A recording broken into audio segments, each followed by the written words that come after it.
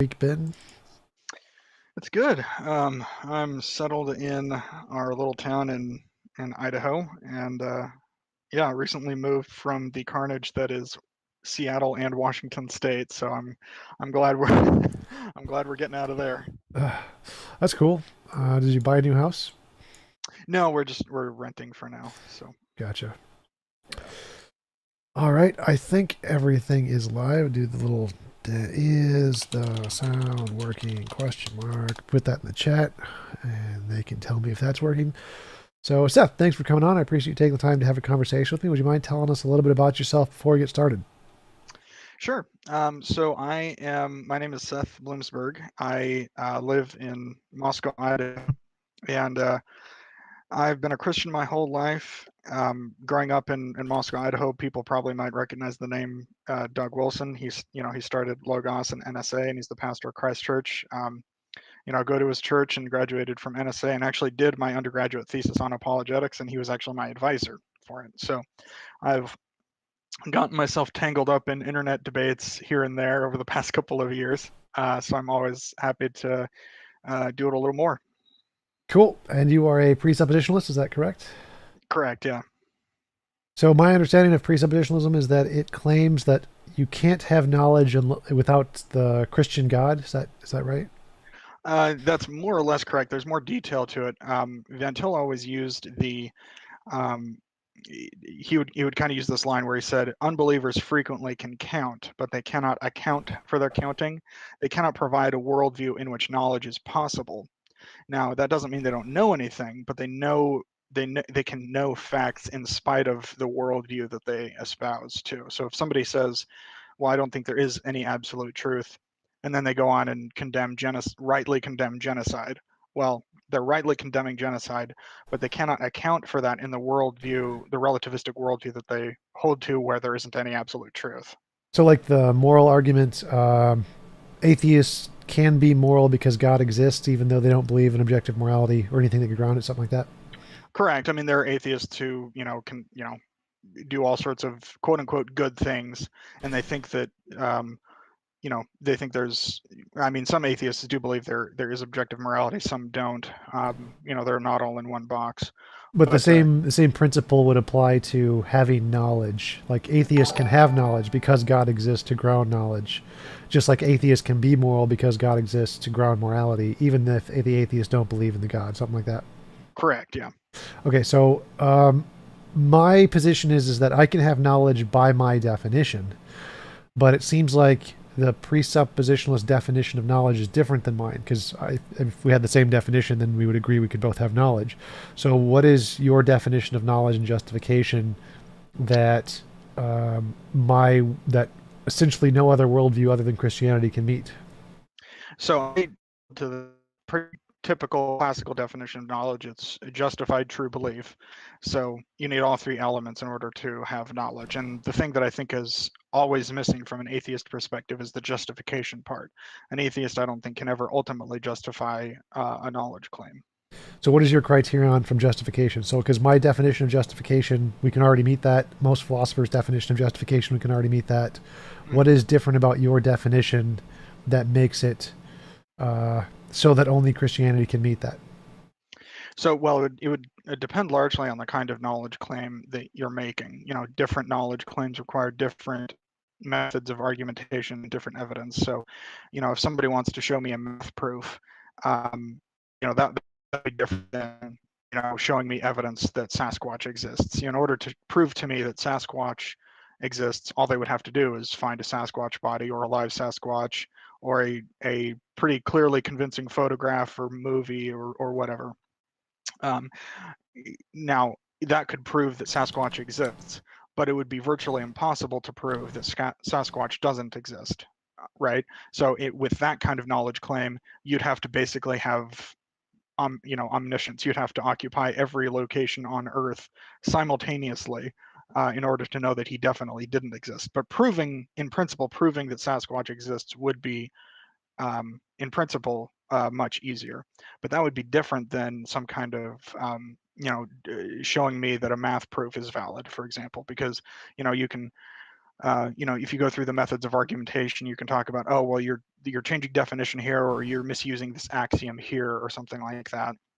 So different knowledge claims do have different, depending on the field that you're talking about, it has different methods of argumentation and different evidences. I'm not so your position as a presuppositionalist is that only Christianity can have like any knowledge, right? Like Only Christianity provides a worldview in which any knowledge claim can be justified. right. So I'm asking about that specifically. So what is your definition of justification in which only Christianity can provide that and no other worldview can provide that? Well, because if you adopt, and I can give you examples, because if you adopt any other worldview, it's not possible. My reason for thinking that is if you adopt a different worldview, it's not possible to justify a knowledge claim. Well, For example, I'd grant that, but I'm asking why is it not possible? So I need you to give a definition of justification that shows why it's not possible. Just saying it's not possible, I mean, like that's the same as your argument. Your argument is that only knowledge is possible under Christianity, which would also right. mean the same thing as it's not possible for any other worldview to have it. But I need a definition of justification that can explain why that's the case. Okay, so as far as a definition of justification, if you look at Scripture, it allows for um, different knowledge. So we're encouraged in Scripture to, it says in Isaiah, "Come, let us reason together." And one of the touchstones for knowing whether something was scriptural revelation or not is does it contradict prior revelation? So you have the law of non-contradiction right in there. So in order for something to be justified in Christianity, it would have to follow the law of non-contradiction. If you're talking about a rational proof, so to contrast that with somebody, say, like Bertrand Russell, in his book The Problems of Philosophy, he is basically a strict empiricist. So his definition of justification is there has to be empirical evidence. That's the only evidence that exists. In order for something to be true, there has to be empirical evidence for it. Now, I'm okay with having empirical claims. So I think there needs to be empirical evidence for empirical claims. But I'm not going to say that it is the only method of justification at all. Well, logical empiricists and logical positivists all grant that there's the analytic synthetic distinction and that analytic statements are true by definition, so those are still count as knowledge. They don't. I actually have a problem with the analytic synthetic distinction. But, well, that's fine. So I mean, just to rephrase it, they all grant that logic and math are true and can be knowledge without empirical evidence. So they don't think that literally you need empirical evidence for those things either. Okay. But so you said that. So I'm asking for your definition of justification. And you said your justification has to follow the law of non-contradiction. That's the only thing you've told me so far. And every worldview does that, is most of them, except the crazy ones. Not if you're an empiricist. Depending on the worldview that you adopt, you have a different view of what justification is. So your definition of what no. Is, so I'm saying your definition of justification. The only thing you have provided so far is it follows the law of non-contradiction. Well, yeah, I'm trying to fill it out. I'm trying to tell you, okay, this is the kind of thing that can be justified in. I mean, a short definition would be just, a belief is justified if there's evidence for it. Okay. But then you have to okay, what counts as evidence? And different worldviews count different things as evidence. Right. I'm only interested in your worldview. So, like, if your worldview, whatever your worldview counts as evidence, is what I'm interested in. I don't care about the empiricist. So, like, okay. if and what I'm trying to compare is here is if by your definition, what you count as evidence, would like the empiricists, whatever they're doing, would count as evidence by your definition, then it doesn't matter if they count as evidence or not. What matters is that their worldview provides what you claim is knowledge.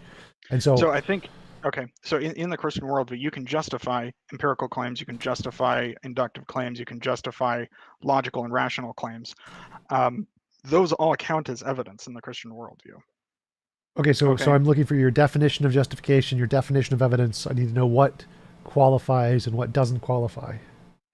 Well, anything. So again, if you're talking about a specific claim, the kind of evidence that would be allowed for that claim depends on the kind of claim it is. Any knowledge claim, like the most basic, simple knowledge claim. I'm asking, like, what is it about the Christian worldview that only the Christian worldview can provide any knowledge claim at all for the minimum claim of knowledge, whatever you want that to be? Okay, well, those are two different questions. On the one hand, you're asking me, how do you know that Christianity is the only true worldview? And then on the other hand, you're asking me is what counts as evidence for the Christian? Well, there are all sorts of things that count. For example, if I want to, one of the evidences No, in no, I'm Scripture not that, asking about what counts as evidence. I'm asking your definition of evidence. I don't need like examples. I want like literally a definition. So I want a definition of justification or evidence. I'm using those synonymously here.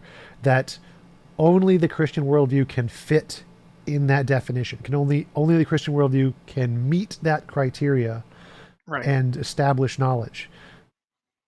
Okay, but what I'm saying is that you're asking one question and expecting the answer to a different question. Okay, Huh? so what I'm saying is, okay, whatever counts as justification, you know, is a belief is justified if there's evidence for that belief. Oh, he froze. Uh,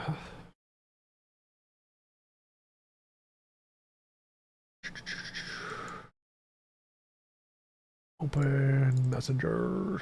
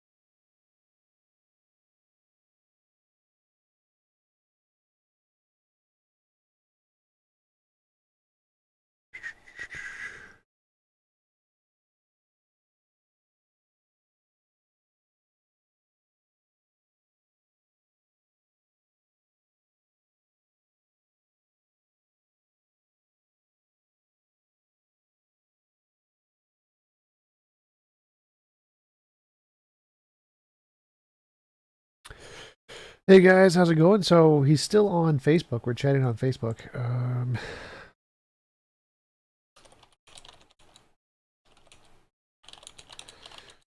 To rejoin.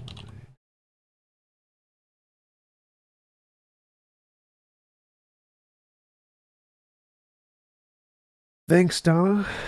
Active God.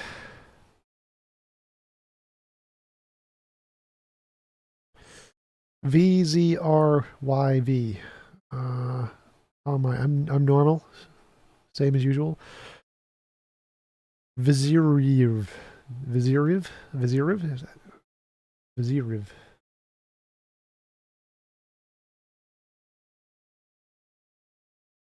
VZ? Darth's face broke the internet. How is the chair? The chair is soft and comfortable as normal. Um,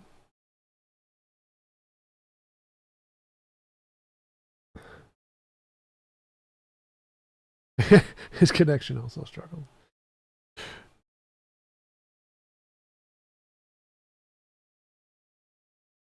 Ugh.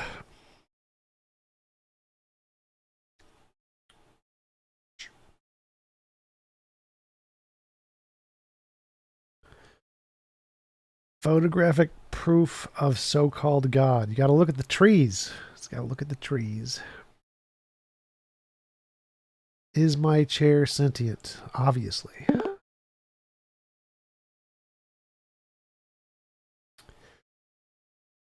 All right. I cannot hear you. I see you're in. I can't hear you. I can't hear you.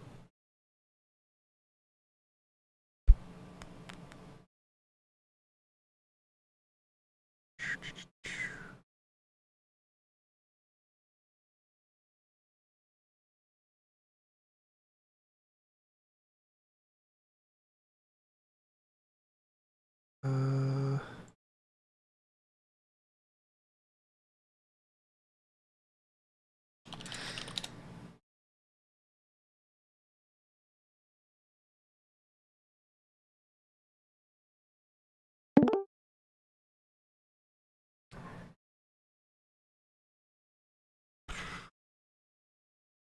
I see you. Can you hear me now?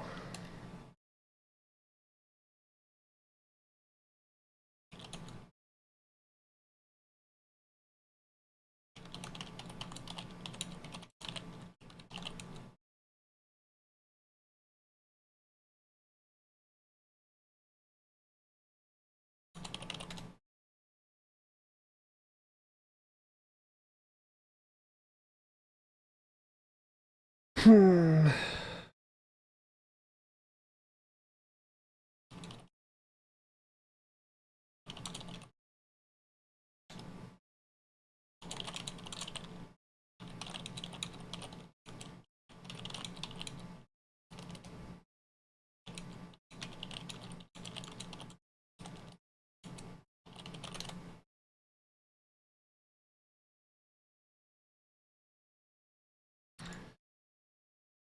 What do you think about the whole UFO thing? Well, the UFO thing is easy. Like, the UFO thing is just there's stuff we can't explain, and people say it must be aliens, and that's it. And the government report specifically said we don't know what it is, and that's it. It's like, oh, the U in UFO stands for unidentified, and we don't know what it is. It's unidentified, and that's it.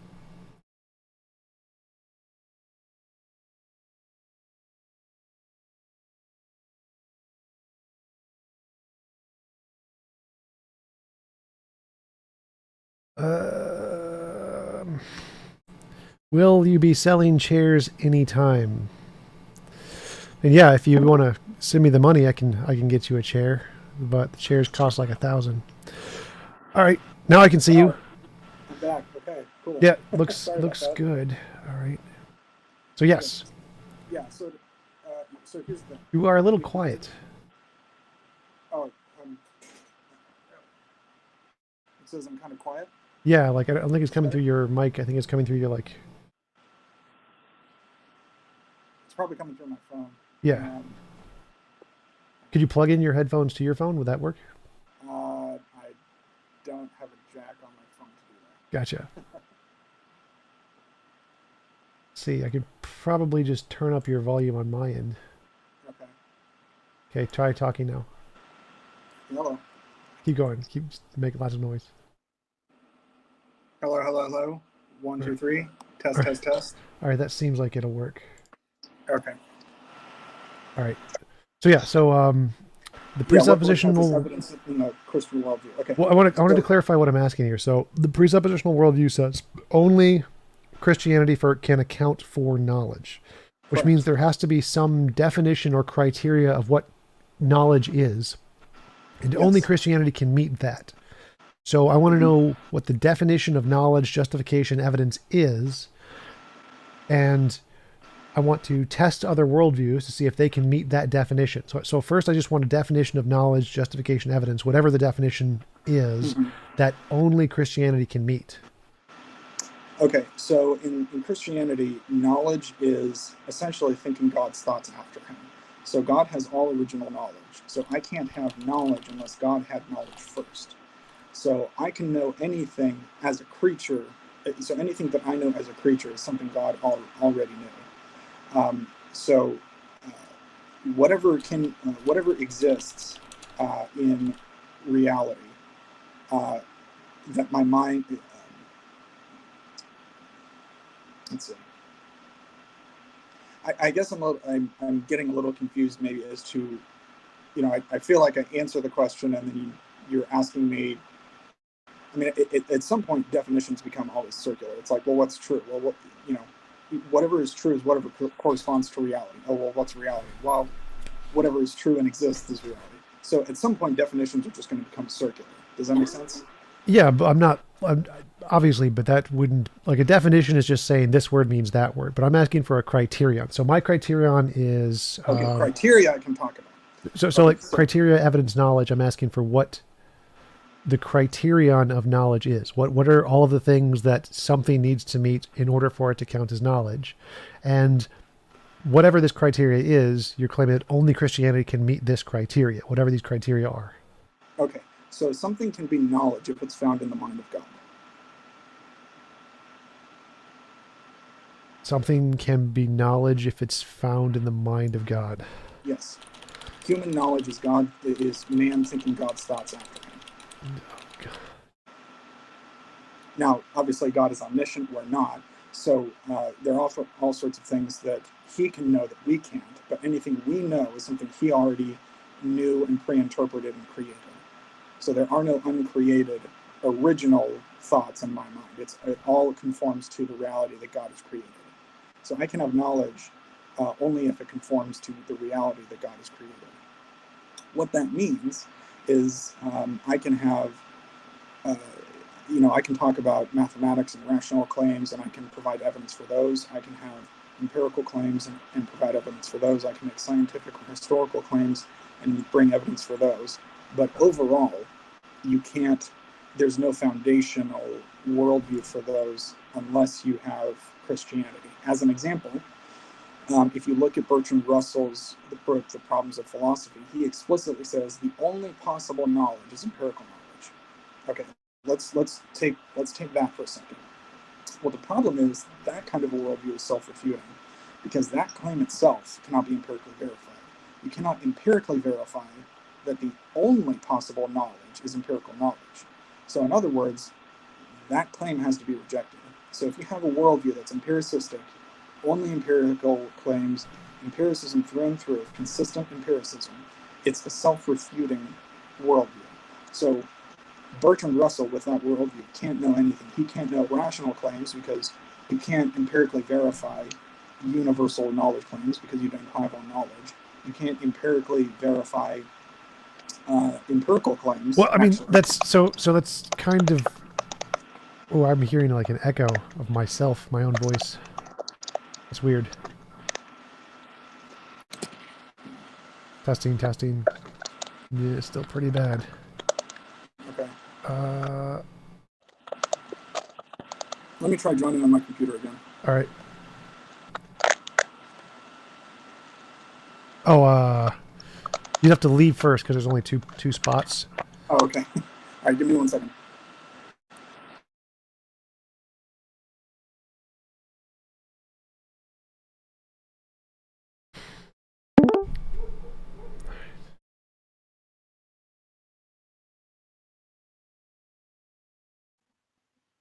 All right. Sound is better. Cool. Oh god, Yep. now you're super loud though. All right, so yeah, that's a lot better on the sound. Let's hope the connection stays up this time. Okay. So you said knowledge is anything within the mind of God. Yes. That seems to be a bit begging the question. So like, Sure, because then you're assuming that God exists, right? I get that, and that's the foundation of the Christian worldview, is that if God doesn't exist, if we don't have knowledge of him, then we can't know anything at all. And as an example, I'm giving empiricism. Now, I want to be clear that Christians don't reject empirical claims. We're well, not against empiricism. I empirical. mean, that's technically an incorrect character of empiricism. So empiricism grants you can have knowledge which is purely a priori, and the a priori principle only Not empirical. consistent empiricism, and Bertrand No, Russell didn't allow that. It does. He does. He always did. So this is a common confusion between the logical positivism. It literally states it on the Stanford Encyclopedia for logical positivism, while logical positivism addressing all of the entire Venetian circle of AJA or Bertrand Russell. This applies to every single one of them. Okay. But I don't really want to talk about empiricism. I don't really care. It's not my position. But what I'm curious about here is that you said that the only thing that counts as knowledge is a thought in the mind of God. Now that seems Thinking God's thoughts after him. Yeah, thinking God's thoughts after him. So as a creature. For me, I don't see why does it need to be God's thoughts? What is the rationale behind knowledge could only be God's thoughts and nothing else could be knowledge? Because there's nothing outside of God that exists, or there's nothing outside of the mind of God that is knowledge. Oh, well, that's just saying the same thing twice, but I need to know why. So I need to know why does the thoughts of God count as knowledge, but nothing else counts as knowledge? Like, what is This is the foundation. Okay, here's the thing. You're getting at the point, the a priori presuppositions of the Christian worldview, but that's something that you're going to find with any worldview. Every worldview has a foundation, and at some point you're going to start reasoning circularly for that foundation. Empiricists do this because okay, well, why only empirical knowledge? Well, empirical objects are the only ones that exist. Well, how do you know empirical objects are the only ones that exist? Well, those are the only ones that exist that it can be known. I mean, if you're an empiricist, you're by definition, like that's your foundation. You're saying that's no your circle. empiricists have ever said that. So all empiricists grant logic is knowledge, and you don't need empirical knowledge for that. Every single one of them, they've always granted that. So, that's because they're inconsistent, and I don't think Hume did. They're not inconsistent again because there's extra criterion in there that you're skipping over. But empiricism does not matter to the conversation. So you are. Yes, it does. Seems you're like asking for examples about how other worldviews. No, I don't care about the other worldviews. I'm not interested in the other worldviews. I'm interested in yours and only yours. But you earlier asked me if you give me an example of why the other worldviews can't work. I'm just explaining that. No. I'm only interested in your definition. So I don't need anything about empiricism. You said that knowledge is thinking God's thoughts after Him, and my question is why? Why does only that count as knowledge? And you said that's just something you presuppose. No, the reason that that's the only thing that counts as knowledge is there is no knowledge outside of God's mind that's original. Obviously, there's knowledge in our minds, but it's derivative knowledge. Right, but that's just the same thing. You're saying the same thing again. But I'm asking, like, why? What is your definition of knowledge and justification that makes that true? So, like, okay, let me illustrate it this way. Why don't you give me your definition of knowledge or justification, and why? What do you think knowledge is? Justified true belief is my definition of knowledge. Justification is just a reason to believe that your belief corresponds to reality. So how do you know what reality is? You don't need to. Like so, well, so you can't have knowledge. No, that's by your definition, not by mine. My definition. By your definition, you can't have knowledge. No, my definition doesn't require certainty. My definition doesn't require you need to know reality. It's not a thing. You just need a reason to believe it is. No, that's by your definition. So again, you're conflating your definition to mine. My definition doesn't entail knowing reality. We don't need that. We just need a reason to think it's true about reality. So like, I have a reason to think there's a TV in front of me. I can see it. Maybe why? I'm in the Matrix, but it doesn't make a difference. I can see it. That's the reason. I can see it. Okay. So wait. Let me go through. Let me go through. So if I have a reason to, so I have a belief. I believe there's a TV in front of me. I have a reason to believe there's a TV in front of me. I see it. Now, if it's the case, if in reality there is a TV in front of me, then now that's a belief that I have. I believe there's a TV. It's a justified belief. I have a sense experience that gives me a reason to believe it. And it's true because that's true about reality. Now, I don't even know. I don't need to know anything about reality. I don't need to know anything about reality because it's true whether or not I know what reality is. It doesn't make a difference. So there's three criteria for my definition of knowledge: justified, true, belief. Belief is I believe there is a TV in front of me. So that's obviously I have that belief. Justified means I need to have any single reason to think it's true. That's it. It doesn't need. I don't need to prove it. Why do you have any trust in your empirical ability? Doesn't make a difference. I can just say I do, and that's fine. It still counts as a justification. Well, then you're just being arbitrary. That's fine. That doesn't make a difference. So, my definition. So wait. Stop. There are three criteria I'm listing. I don't want to go into it's very, very complicated what knowledge counts as. So I'm just going to give you the very, very base version. Mine has three criteria: justified, true, belief. I have a justification, I see it. I have a belief, I believe it. And if it's true about reality, then it's true, and then therefore it meets my definition of knowledge. Those are all the criteria required, and that's how to meet them. There's nothing else required. So everything that you think, like having to know everything about reality, I don't need that for my definition. Okay, but according to your definition, you're saying you have to have true justified belief, and you're saying, well, it's true in reality, and then you're saying I don't know anything about reality. Well, no. I'm saying hold on. Let me finish my criticism. So I'm not saying it's true about. I'm not saying I know it's true about reality. That's not a part of the argument. So it's like you're giving me a definition of knowledge. Yes. So like either there is a TV in front of me, or there is not a TV in front of me, right? Only if the laws of logic are true. Yeah, so just grant it for the explanation here. So either there is, it doesn't just go with it for the explanation here. So either there is a TV in front of me, or there isn't a TV in front of me. So I have a belief there's a TV in front of me. I have a justified belief there's a TV in front of me. There's two possibilities. One, it's false, there is no TV. One, it's true, there is a TV. I don't need to know either one of these. I don't need to know at all. If it's the case that it's true, regardless of whether or not that is knowledge of mine, then I now have a justified true belief. Because I have a justified belief, I see the TV. I have a belief, I believe the TV is there. Now, there's a 50-50 chance it's either true or false. If it's true, then this is knowledge, because now it's a justified true belief. Mm-hmm. But I don't need to know it's true. Like, that part's irrelevant. So there's 3 criteria for mind of knowledge: justified true belief. That means all justified true belief. I see a TV, and so that would count as knowledge under my definition. So I've given you a criterion of what counts as knowledge in my worldview. No, but you see what? So when I discuss other worldviews and other definitions of knowledge, I do what's called an internal critique. The problem is that you don't seem to be recognizing. I mean, you're talking about here's my definition of knowledge, Right. and in order for it to be knowledge, it has to be true. And then you're Yep. turning right around and saying, I don't have to have any knowledge. I don't have to know anything about reality. But in order to know that it's true, you have to have knowledge of reality. And then you're turning around and saying something that undermines your whole argument. I don't have to know anything about reality. No. So something is true regardless of whether or not I know it, right? It is either, like, if the TV is there, I don't need to know it. It's there whether or not I know it. That's true that it either exists or it doesn't, but that's not something you can justify in your world. I don't need to. So if the To make TV a exists, knowledge no, stop. You're not understanding the argument here. So if the TV exists, or any fact about reality is true, regardless of whether or not I know it, the facts are there. I don't need to know them, right? They're true or false. They're there. The truth of the claim is independent of my knowledge of it. Correct? That is true, and I can justify that claim in That's my fine. So wait. So in order for stop.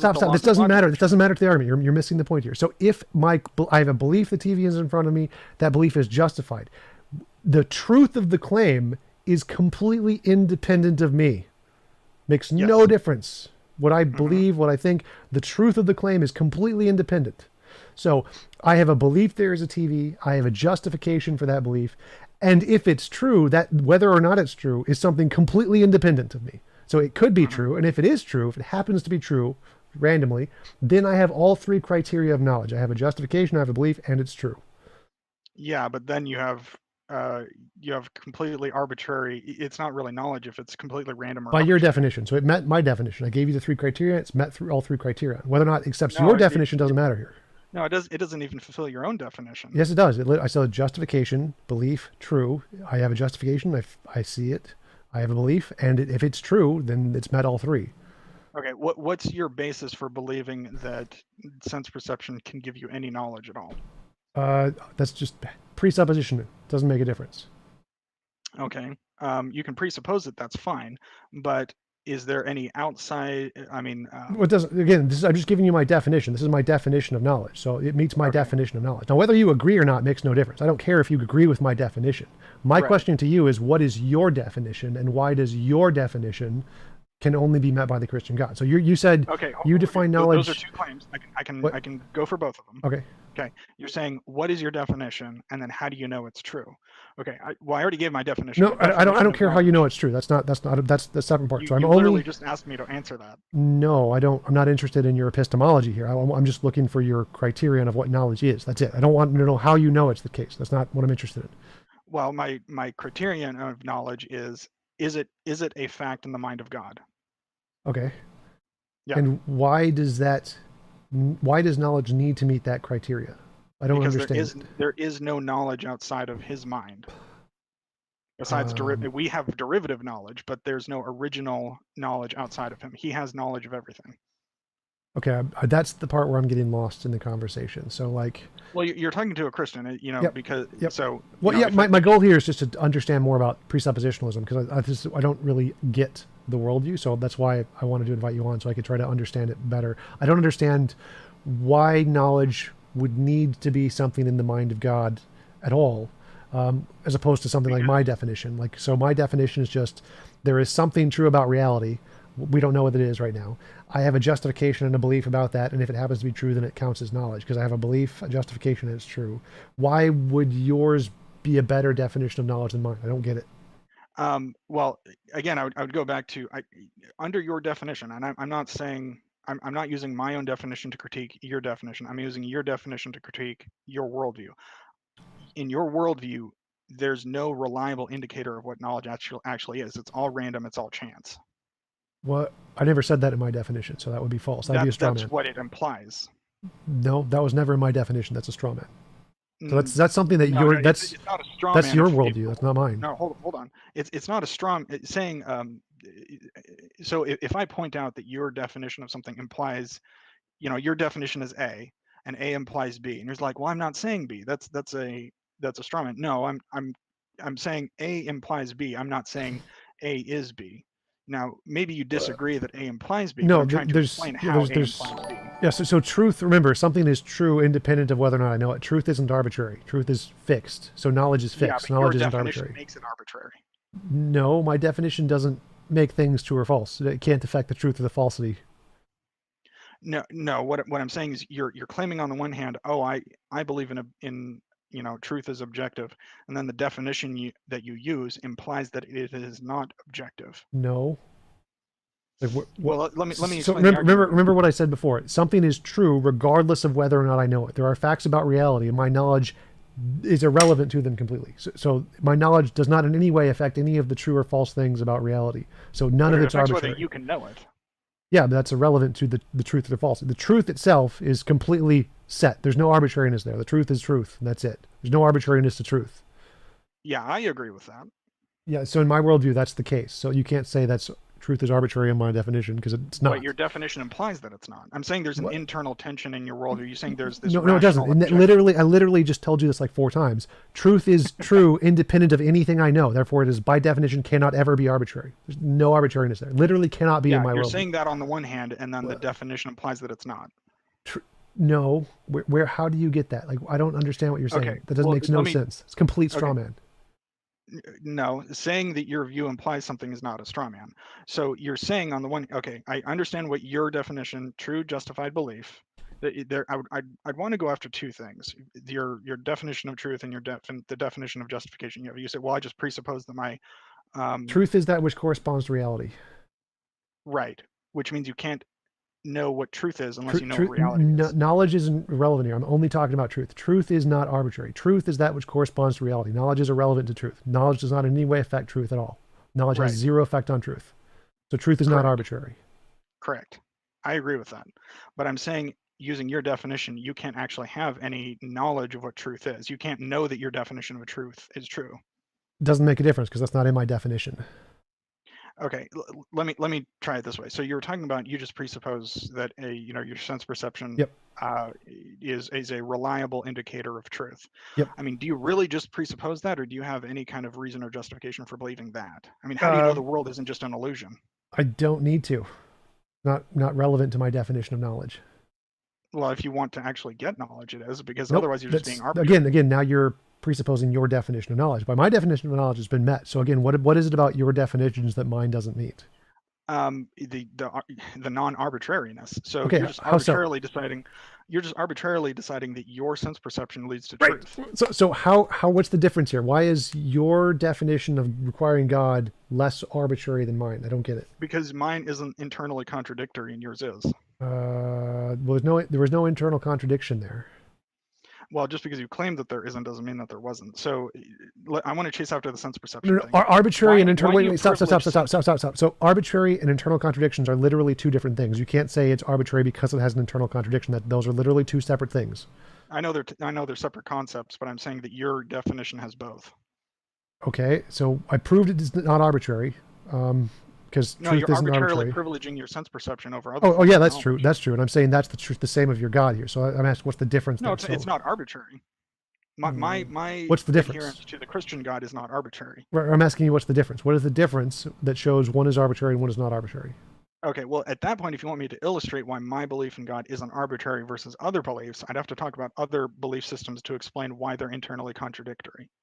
Those are 2 separate things. You can't say the reason it's not arbitrary is because those are internally contradictory. Those are literally 2 separate things. That doesn't follow. That's literally an invalid argument. So if you want to say that if you want to say that one set of criteria is arbitrary and yours is not arbitrary, you can't use internal contradiction as a way to do that. You could say this worldview is internally inconsistent and yours isn't, but that's a separate argument from saying they're arbitrary. Those words literally mean different things. I know that. Okay, what I'm saying is, if I'm just not randomly choosing the Christian God over, Mormonism or Hindu or Islam or atheism, I'm saying my choice is not arbitrary. Okay, what's the difference? Why is your choice not arbitrary, but my choice is? The reason I have chosen Christianity over others is that other worldviews they're internally inconsistent and they're internally contradictory. That's my reason for choosing Christianity because it explains why other religions exist and why they're false.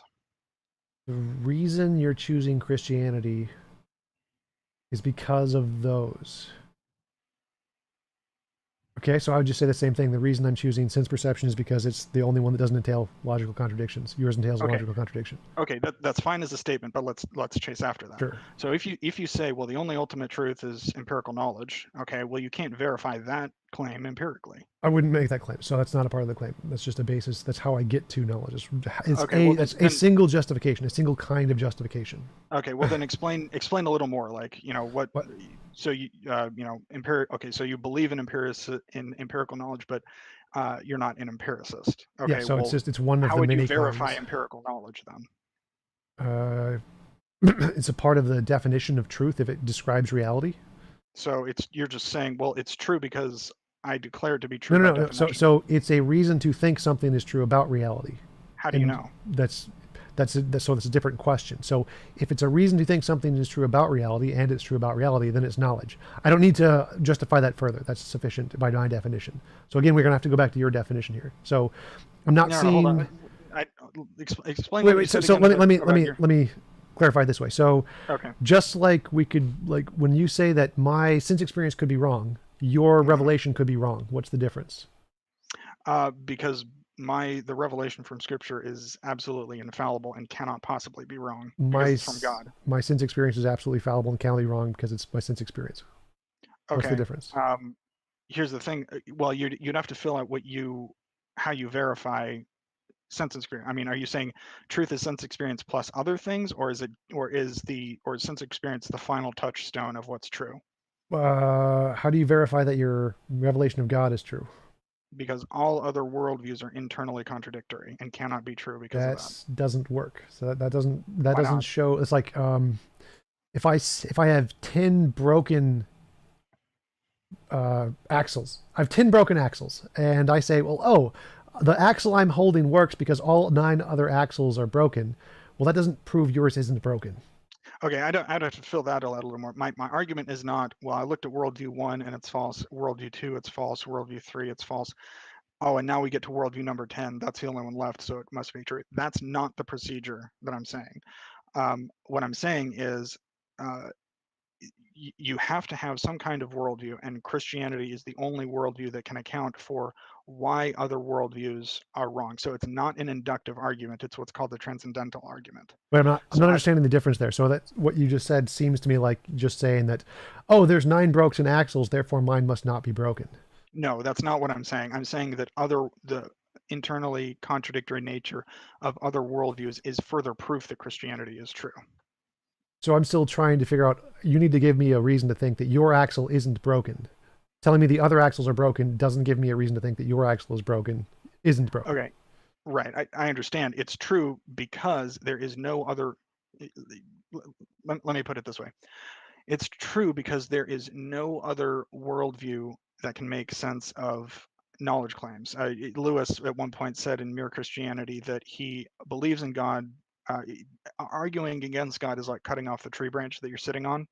If you were to successfully argue against him, you're arguing against the very power that gives you the very being that gave you the power to reason. So it's not like, well, I inductively decided, this tree branch gets cut off, this tree branch gets cut off. No, because that whole procedure, that inductive procedure, would presuppose a worldview as well. Okay, so the other worldviews here are irrelevant. If you can say yours makes sense of knowledge in some way that others can't make sense of knowledge, I would need your criterion of what that means. What does it mean to make sense of knowledge claims? To be able to provide a worldview in which it makes sense to make knowledge claims. If I ask you what does it mean to make sense of knowledge claims, you can't use make sense of knowledge claims in the definition. So, like, well, I'm giving you a broad explanation. Yeah, I need a specific one. Specific. I don't want an example. I don't want no examples. Specific definition or criterion. No. You're asking me, don't be specific, but give me an example. Well, no. I don't want an example. I want the criteria. So there's a difference between the criteria and an example of the criterion, right? Okay. Yes. Okay, so I want the criterion of what it means. What are the criteria required to make sense of a knowledge claim? Okay, the criteria is it not a knowledge? Is it knowledge that's found in the mind of God? That's the criteria. Knowledge found in the mind of God. Okay, why is that the criteria? Because there is no original knowledge outside of God's mind. So you have a circular definition, and then because you have a circular All definition, become circular at some point. nope. Well, definitions do. Criteria don't. Criteria can't be circular. So your criterion is circular, which makes it vicious. And because your criterion is circular, therefore nothing else can meet that criterion. So, for example, wait, one sec. So, like, if I said my criterion for knowledge is a potato, and only potatoes can count for knowledge, therefore no other worldviews can account for knowledge because they don't account for potatoes. Like, clearly that's circular. Like that wouldn't be a reason. Really, no, that's a false analogy. I mean, a potato. The point was to use a reductio ad absurdum. You pick an absurd example to show that the same methodology can be applied to anything. So if you take your criterion, which is something is knowledge only if it is found within the mind of God, and in order to make sense of knowledge claims, it has to be found within the mind of God. That is a circular criterion, not a circular definition, hold circular criterion. Okay. Well, the problem is your example with a potato is a false analogy. In fact, what you're doing is presupposing that Christianity is false and even using that example, because you're saying, well, no, hold on, let me finish. You're saying, well, you're using this criterion for knowledge with the mind of God. That's just like using a potato as a criterion for the knowledge. Nope. This wasn't about, so the knowledge thing was just an analogy here. So like any kind of circular criterion you use will always be self-validating. So if I say, God must be a potato, and the reason God must be a potato. After that. Can you let me finish that real quick? Okay. So you're saying, you use the example of potato. Well, the potato is the criterion of knowledge, and you use that example with a potato.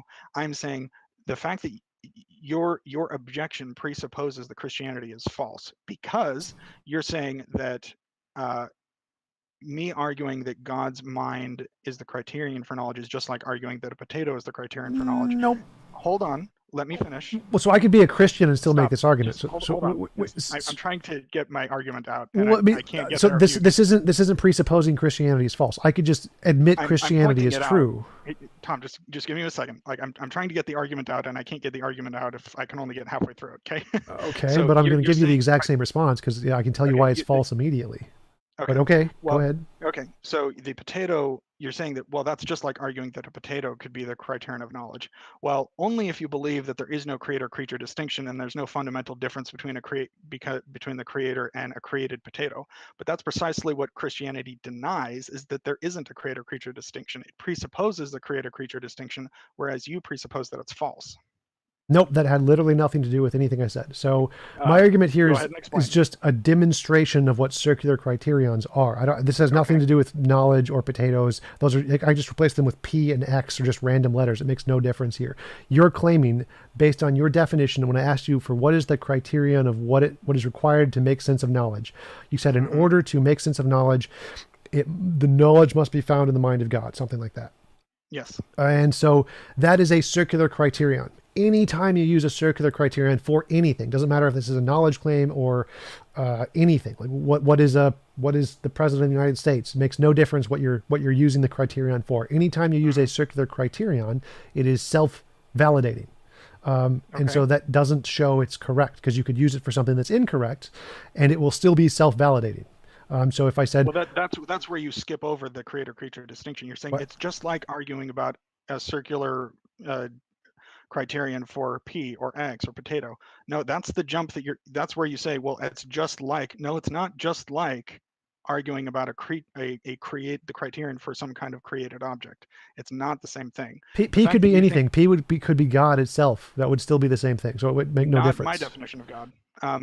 What? The fact that you can go from the criterion of God's knowledge would be just like P or X or potato. You're denying the creator-creature distinction in making that argument.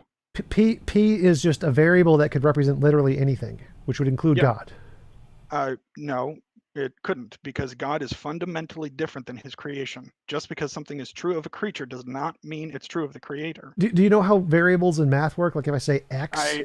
I'm going through a book on complex analysis right now. I'm fully familiar. Well, you must have made some. So then X could just be replaced with any number any abstract number, imaginary Right. number, infinites, any set. It could be literally anything. So in philosophy, if you like P, not P or P therefore Q, P then Q, like just basic modus ponens, the P could be anything. The P could be God. You could put God in there, like, in order to have knowledge, you need God. We have knowledge. We have God, therefore knowledge. Like, you can put God in one of the premises, right? This is not super hard. Like, you can put God in the premise of an argument. That's a thing, right? In order, you said you're asking if God is a thing. No, I'm saying that you can Your put connection got God. interrupted. I couldn't quite hear what you Okay, said. so I'm saying you can put God into the premise of an argument. You say, in order to have knowledge, you need God. We have God, therefore we have knowledge, therefore God. Like, you can put God into an argument, right? Yeah, you can have propositional arguments about God. Yeah. So that's all P is. P is one of the variables in the proposition. So if you say any circular criterion, like, in order for something to count as, for something to make sense of knowledge, then you needs to be something that's knowledge in the mind of God. You can just replace God or knowledge with P, and you have a circular criterion. Like, the P Right. here is just a variable. It could mean Okay, God. I understand. All right, I understand what your argument is, but here's the problem with the argument. Just because something is true of a created object or being does not mean it is necessarily true of the creator. That's a false move. I don't understand what you're saying here. So you're saying that a viciously circular argument for created things isn't viciously circular for a non-created thing, or something like that? Just because something is true of a created object does not mean it's necessarily true of God. You can't just say, well, just because it's true of all other created objects, therefore it must be true about God. I didn't say No. anything about created objects here. So I'm saying that a viciously circular criterion, which isn't a created object, it's abstract. So it's a logical law, probably I'd say grounded in God's nature or something in your worldview. It's a law of logic. Yeah. Okay. The law of logic, a viciously circular logical argument, would be self-validating. So it doesn't matter if you put in a true thing or a false thing; it's still going to be self-validating. So Okay. saying that in order for something to count as knowledge, you require it to be inside the mind of God. You can just replace that. In order for something to count as knowledge, you could, like, even if Christianity is true, like, this definition could be false and you'd never be able to know it because it's viciously circular. So the point here is that doesn't count as a verification that is correct. It's just the definition itself says it's correct, and that's not actually, doesn't show it's true. Okay, I understand what you're saying, but you're saying, well, in this, criterion, you could just put X, you could be P, it could be any, you can put anything in there. No, not necessarily. You can't just put God in a proposition, and you can't just say, well, you can be any logical variable, therefore you can put God in that formula and it's still true. No, merely because it's true for things of our experience does not mean it's true of God. Do you know what a tautology is?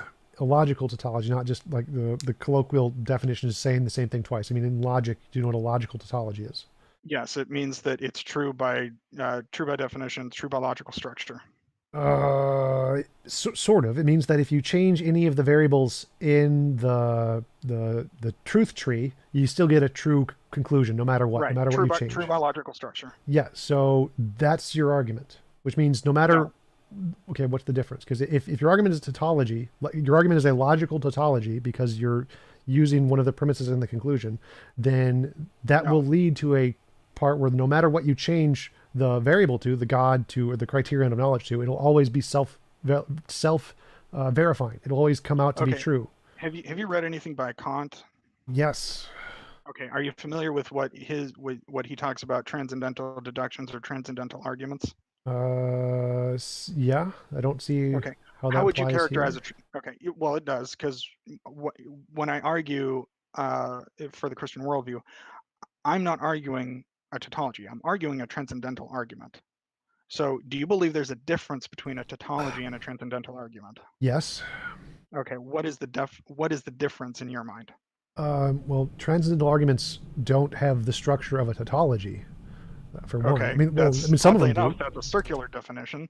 Well, no. I mean, like, so a tautology is a specific kind of a fallacious kind of an argument. Transcendental arguments are a set of kinds of arguments that argue from first principles. There aren't tautologies. They're literally separate categories of things. It's like saying Right. cosmological arguments aren't tautologies. Like some of them could be, some of them aren't. Right. Kant's are not tautologies. Yours is a tautology. No, I'm saying that it is a transcendental argument. I'm saying it's not a tautology. And if you're going to say, oh no, it has to be a tautology, it's a tautology. Okay, well, tell me the difference. Well, no, it doesn't have If to you be. if you think I get it wrong, tell me. No, it doesn't have to be. Like transcendental arguments don't need to be tautological. Like good transcendental arguments And I don't. don't think mine is. So I think yours is. That's the problem here. So Okay, why? I'm because there's one of the premises in the conclusion. Your definition of knowledge. Explain to me what a non-tautological transcendental argument would be. Just one that doesn't use its premises in its conclusion. Okay, well, give me an example. In order for logic, you need potatoes. Potatoes exist, therefore logic. You think that's That wouldn't be a tautology. you think that's a transcendental argument? Well, I just made a modus ponens version of logic since anything I would mean, count do you here. honestly think that's a transcendental argument? The best I can come up with off the top of my head, like I'm not trying to make an actual Okay, so transcendental argument here. in the history of philosophy, it's sometimes said that Aristotle actually made the first transcendental argument, like his argument for logic. You know, you have to believe in logic, because if you affirm it, well, then you obviously affirm the laws of logic, and if you deny it, you're presupposing their truth in your denial of the laws of logic. So affirming it and denying it proves the laws of logic. That's a kind of transcendental argument, correct? Well, no, because a transcendental argument is a deductive philosophical argument. So you have to put it into a deductive form, where it's actually counts as a transcendental argument. Right. So it would be something like you can put it in an analytical form. It would be something like P being true necessarily presupposes Q. Not P being true necessarily presupposes Q. Therefore Q, because the unstated premise is P or not P. Sure, Right. that's perfectly valid. Yours doesn't seem Right. to be that. Right. Okay. Well, maybe I haven't explained it well enough, but that's the kind of argument I'm making. Okay, could you? In order to affirm God's existence, you have to presuppose him. In order to deny his existence, in order to make that a sensible argument, you have to affirm his existence as well. Okay, how? I'm not following. Okay. Well, to give you an example, if again, the empiricism thing. If Bertrand Russell wants to say, well, no, I'm going to deny God's existence because I'm an empiricist, and there I is don't no understand. I don't understand the You connection to wanted an empiricism. example. No, I don't want an Well, example. I do not. I'm never, ever asking for examples here. I'm asking for. You said that in order to reject God's existence, you have to presuppose God exists. So you need to explain that. I don't want examples of empiricism. I don't care about empiricism. Well, I'm answering both questions. I'm giving you a general explanation, and then I'm giving you specifics. But anytime I give you specifics, you just ask for a general explanation again. I've already given it. I'm not following here. So again, you're not giving specifics, because the specifics is that you claim that to reject God, you need to presuppose God. How? Yes. Empiricism doesn't answer this question. Why does that need to be the case? Because it's another worldview that presupposes God's non-existence, and it ends up destroying itself in the process. But empiricism doesn't presuppose God doesn't exist. But I don't care about empiricism. I want to know why do you need to presuppose God in order to reject God? Because if you reject God, or you don't openly affirm his existence in your worldview, your worldview ends up being internally contradictory. And then you say, well, prove that. Okay, well, I can give you examples of worldviews, but I can't. I mean, but that doesn't answer the question. So again, that's a shifting the burden of proof fallacy. When you're just pointing out, oh, that axle is broken. That doesn't show that your axle isn't broken. Damn it. Oh, is you back? How does that? One sec, you're breaking up. Pull up the, close that.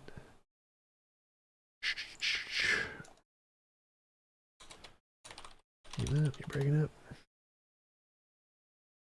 Okay.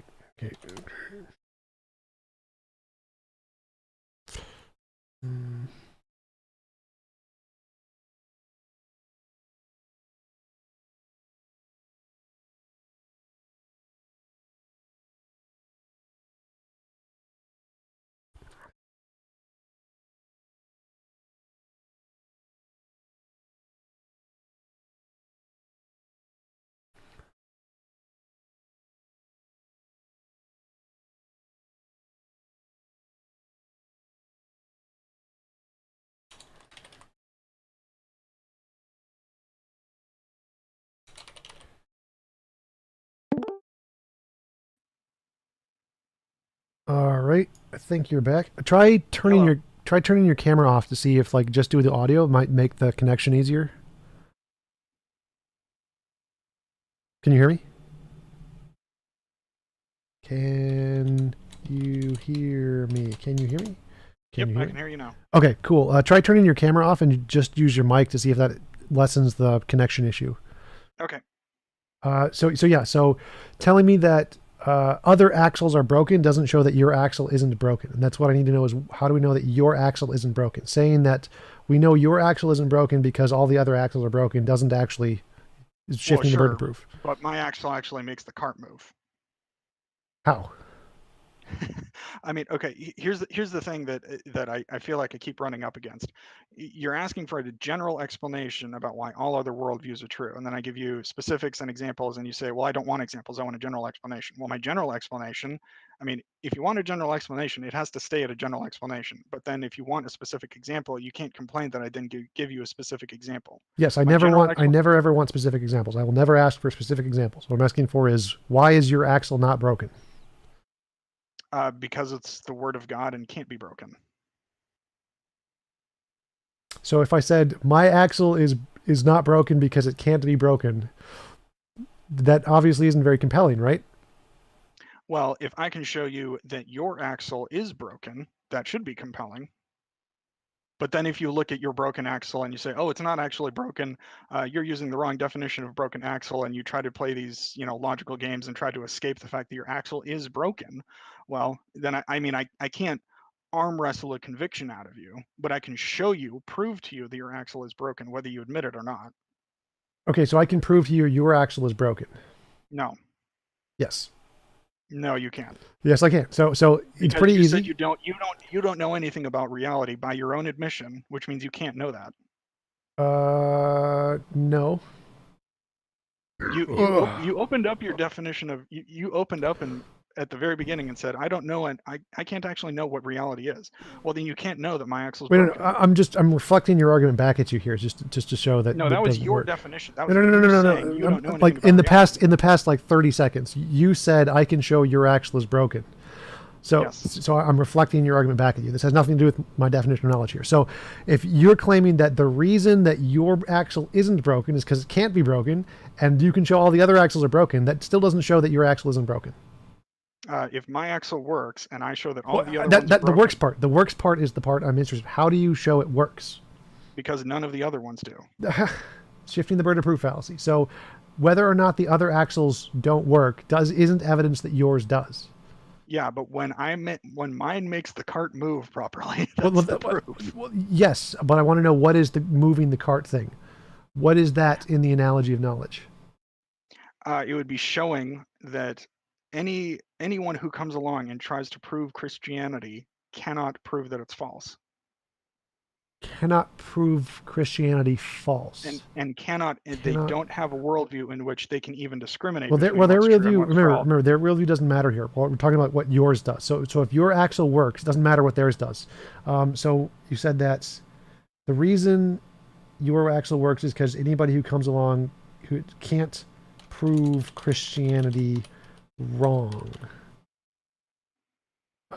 Does that prove, like, if I can't prove your axle is broken, is that proof that it isn't broken? Like, for example, let's say I'm making summary statements that, okay, I can be more precise about. I do understand the fact that you show me 9 broken axles. That does not by itself prove that the 10th axle is broken. I understand what you're trying to say. Right.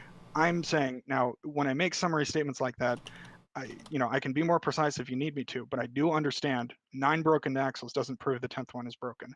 My argument is not worldview 1 is false, worldview 2 is false, worldview 3 is false, therefore Christianity is true. That is not my argument. Does that make sense? Yeah, I understand you saying that. So, but to me, when I say that, when I bring up that example, that's like what it looks like from my perspective. So I'm trying to say, can you show? I just want to make it really clear that's not what I'm saying. Right. You've said that multiple times, and I don't want to straw man you. So you've made the claim that it's not that. But when you present your argument, that's all I can see. So I'm trying to like weed out where the difference is. So like if someone makes the argument, I have an axle that works, those 9 axles are broken, doesn't matter, like literally if you never mention those other axles, that would be good.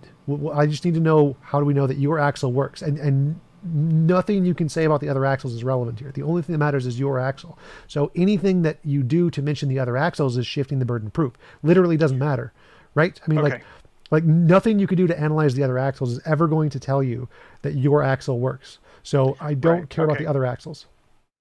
Okay, that's fine. We can keep those out for a second. But at some point, it is whether you talk to me or you talk to you or you talk to anybody, you have to start spinning your wheels at some point. Everybody has a foundational commitment.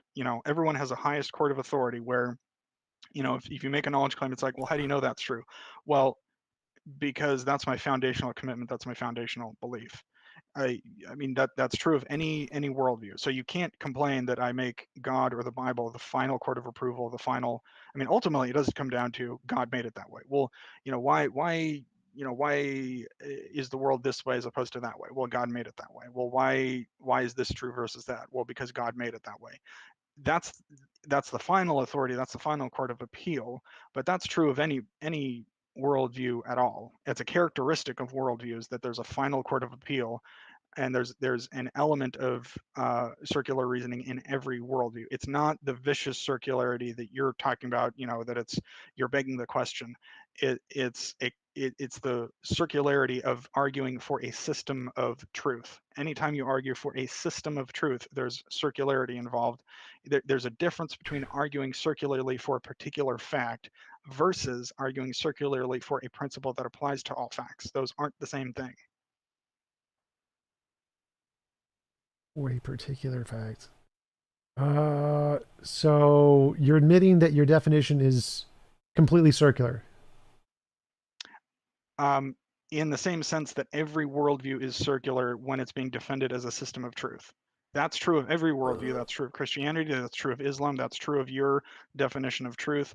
That's true of every worldview in existence. Okay, so my worldview starts with... That's not the same thing as begging the question like P, therefore P, oh, look, I proved P. No, that's not what I'm doing. That's not how you defend a worldview. That's not what I'm trying to do. That's not what I'm doing. That's not what you're trying to do with your definition. That's not what worldviews... That's not what you're doing when you defend a worldview as a system of thought. Right. So to me, it seems like that's exactly what you're doing. So let's comparing to my actual worldview. My actual worldview starts with, I think, therefore I am. Like I have an experience, and I describe that with systems of language. How do you know your experiences are true? They might not be, but I still experience. So it doesn't matter if they're true. So you functionally assume that they're just true, whether or not they could be. No. So like I have an experience. It doesn't matter if the experience itself is correct. Like whether or not I'm in the matrix or not doesn't make a difference. I still exist regardless of whether or not my experiences are accurate. How do you know? Because I'm experiencing stuff. That's the circularity. I asked you how you know your experiences are true. You immediately appealed to your experience again. That's not circular. That's not circular. So that's literally direct experience. Circularity is when circularity is when the premises are in the conclusion. I'm not using an argument here. I literally have a direct experience. So that's not an argument. I have a direct experience of it. You claim that you do. Yeah. Well, I'm not telling you have you don't. Experience. I'm not saying that you have knowledge here. I'm saying I have knowledge. So I have direct experience. No. Okay. Let me. I just want to point out really clearly what you did. Okay.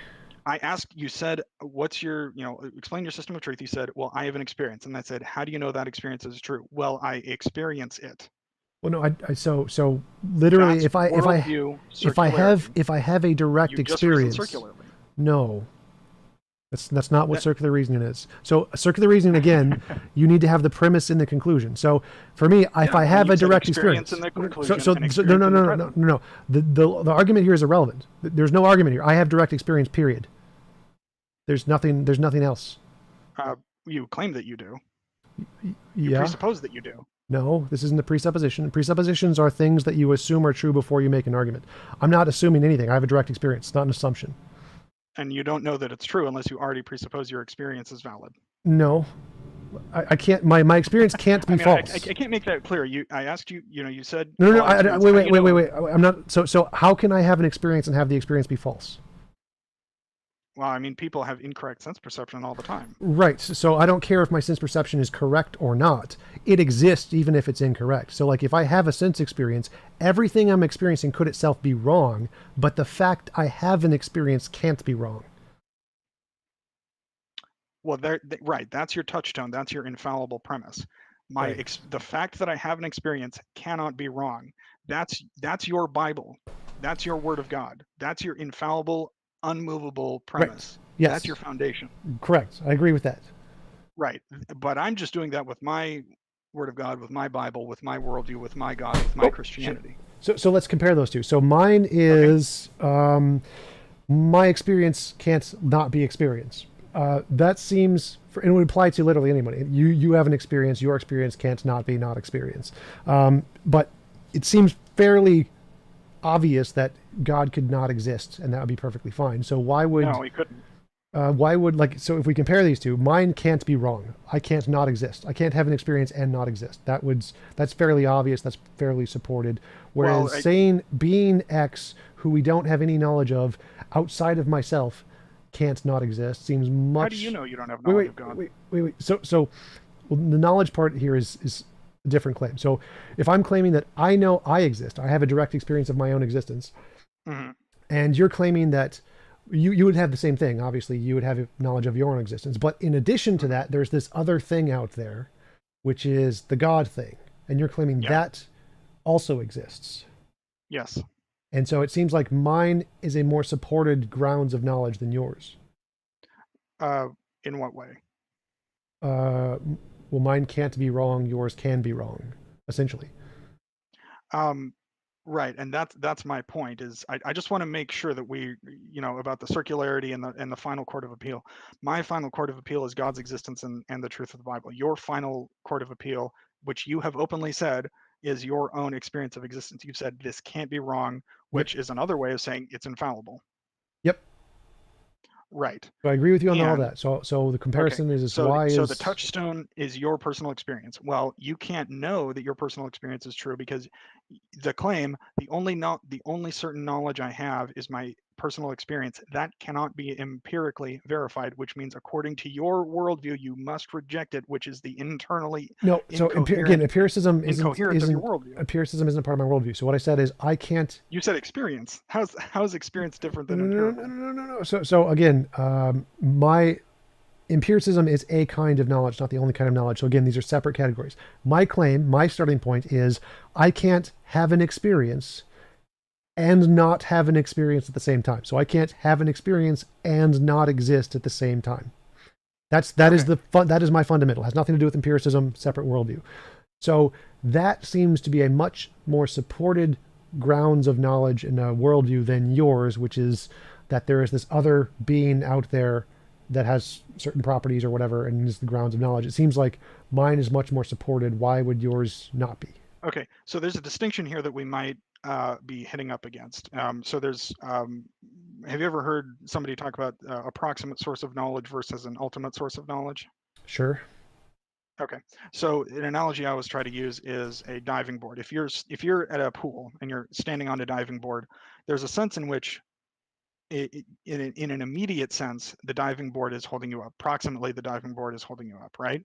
But there's a sense in which, in a more ultimate sense, the concrete is holding you up because it's holding the diving board up. Right. So that it's more ultimate. That's kind of, I fully agree that there's a sense in which everybody starts with the facts in front of them. It's not like when I was born or when I first became conscious. It's not like I face planted into a Bible and I was like, oh, this is what's true. So everyone starts with the facts of experience in an immediate sense. But what I'm talking about, what's the ultimate grounding? What's the ultimate worldview? What's the ultimate justification for making sense of my experience? I think the only way that I can make sense of my personal experience isn't to appeal to that experience. It's to appeal to the worldview of Scripture, which says that God exists, God created the universe, He created humanity, He created Earth, He populated it. I think that's the only thing that can make sense of the only ultimate thing that can make sense of my proximate experience. You seem to be conflating those two. And you're saying, well, my ultimate experience is my immediate experience. If I want to justify my immediate experience, my immediate knowledge, I can only appeal to that same thing. Oh, right. So I wouldn't say that my experience is ultimate, like the ultimate thing that created everything, that explains everything. So I would not. Maybe I was misunderstanding what you meant by ultimate there, but I meant like. Okay. I definitely agree that I can't be wrong. Like I can't believe I exist and be wrong. That's not. You can't do that. So I can't have an experience and not exist, and so that can't be wrong. But it isn't. I agree with that statement. Yes, Okay. obviously you can't. It would be basically contradictory to say Right. I don't exist and yet I experience things. Right. So that's my starting point doesn't include an ultimate starting point. It just includes the proximate one, and that's it. That proximate Well, starting point. right. So I agree as a literal statement of fact. You can't exist and not you can't experience something and not exist. I'm simply asking, okay, well, what's the ultimate explanation for knowing that you exist or knowing that you have an experience? I agree that you can't exist and not experience something. I agree with that. But how do you know in the first place that any of it means anything or that any of it is true? So like, why do I exist or something like that? But that's No. I'm saying, how do you know you do? I agree that if you exist, you can't exist and not experience something. But how do you know that you exist in the first place? Your well, worldview can't explain why that's the case. I can explain. In my worldview, I can explain why I exist, and I can explain why you exist. In I'm your not following. worldview, you can't I'm not explain either following. one. So if I have an experience and you just agreed that you can't have an experience and not exist, well, then I must exist. So I mean, that wouldn't be the ultimate explanation. So I'm not. Oh, go ahead. So that's not an ultimate explanation of my existence. I'm not providing Okay. an ultimate explanation, but I can still know I exist. I don't need an ultimate explanation. Okay, well, let me bring it back to the analogy. This might help explain. So if you're on that diving board and you're standing on the diving board and you're not looking at the concrete, let's say you don't know what concrete is somehow and you're just standing on the diving board, and there's another one that I'm standing on, and so we're both standing there, we're both existing, we're both experiencing our own experiences. Yep. And I point out, well, the reason we're able to stand here is because concrete exists. And you say, well, I don't need it. I don't know what concrete is. Who knows? I don't need an explanation of concrete. Well, no, the fact that you're able to stand there on the diving board means that concrete must exist. You can ignore the question. You can say concrete doesn't exist. You can say that it doesn't matter, but that doesn't explain why you're able to stand there. Right. So You're I able to would. stand there because concrete actually exists. Right. So I would agree that there has to be something holding me up. There has to be something that is the necessary foundation of my existence. Right. But what is the foundation then? Wait. So the more reasonable position is to say we don't know what that is, and we should wait for better evidence. It would be unreasonable to presuppose it's concrete because it could be wood or glass or bricks or anything else. And so saying you presuppose it's X isn't evidence that's correct because we could presuppose anything is there. So it seems more reasonable. Wait. Just clarify. Okay. So it seems like a more reasonable starting point is to not assume anything about the ultimate starting point and to just start with the proximate starting point of my existence. Why would that be a less reasonable position, just starting with the proximate one and not going to the ultimate one? Well, my reason is because that thing where you just said, oh, we could just presuppose anything. No, you couldn't. I mean, I gave the example of empiricism, how empiricism would not explain your existence because empiricism is entirely contradictory. I can explain why Islam doesn't work. I can explain why Mormonism doesn't work. I can explain why Hinduism doesn't work. So you can't say, oh, just anything could work. No, not just anything could work. Only Christianity works. Well, by your definition, those would all work. So if they all define themselves, So if they all define themselves as the prerequisite for knowledge, then it's self-validating. And so if they would all prove themselves correct in the same way that you prove Christianity correct. So like that doesn't work. No, so I've actually read the Quran the whole way through. I've read Islam or the Quran. I've read the Book of Mormon. I've read the Hindu Upanishads. So just as a really quick example, one of the things that you can find in the Upanishads explicitly is that everything is an illusion. Everything is Maya. Everything is illusion, which means I can't know that I exist. I can't know that the Upanishads are true. I can't know that I can't. I mean, I'd have to find it, but it states that there is no such thing as a logical distinction. So no, Hinduism doesn't work. It collapses. It devolves itself. It's internally contradictory. It doesn't work. So just to clarify, you say, so if there is a problem in the text, the holy text, then that proves that it can't be correct? Well, not more or less, yeah. I mean, it's internally contradictory. I mean, or even with the Quran. One of the things that the Quran explicitly states over and over, dozens of, well, maybe not dozens, it's several times. It says that it's revelation from God, just like the Old and New Testament. But then it goes on to very clearly contradict things that the the New Testament openly asserts. It says things like Jesus isn't God, Allah has no son. It says that Jesus didn't even die on the cross. He was replaced by like a decoy. So Jesus didn't die on the cross, but at the last moment, his disciples took the guy off the cross and replaced him with somebody else, and that replacement died. Well, the New Testament states very clearly that Jesus did die on the cross. So one of the things that the Bible says about prophets, Muhammad claimed to be a prophet, is that if they are incorrect, if they deny previous revelation, they are a false prophet. So if I take the Quran and it says, well, it's the word of God, it's the foundation, it's the concrete, I can prove that it's not, because according to its own principles, it needs to be rejected. It's false prophecy because it says that it's just like the Old and New Testament, and then it goes on to clearly contradict the Old and New Testament, which means according to the Old Testament, it must be rejected as false prophecy. So it collapses in itself. It needs to be rejected. It's internally contradictory. So you can't just say, oh, the Bible could work just like the Quran, could work just like the Upanishads, just like the Book of Mormon. The Book of Mormon has problems like that too. But no, those don't work. Well, so if there were mistakes in the Bible, then you could say it wouldn't work either. Well, yeah, if there are mistakes, it's supposed to be the word of God. So if there were mistakes in it, no, it wouldn't be, because it's supposed to be infallible. Okay. Well, as you know, I'm an atheist, and most atheists and most scholars who study the Bible find lots of mistakes. Like one, Moses didn't exist, Abraham didn't exist, Cain and Abel didn't exist.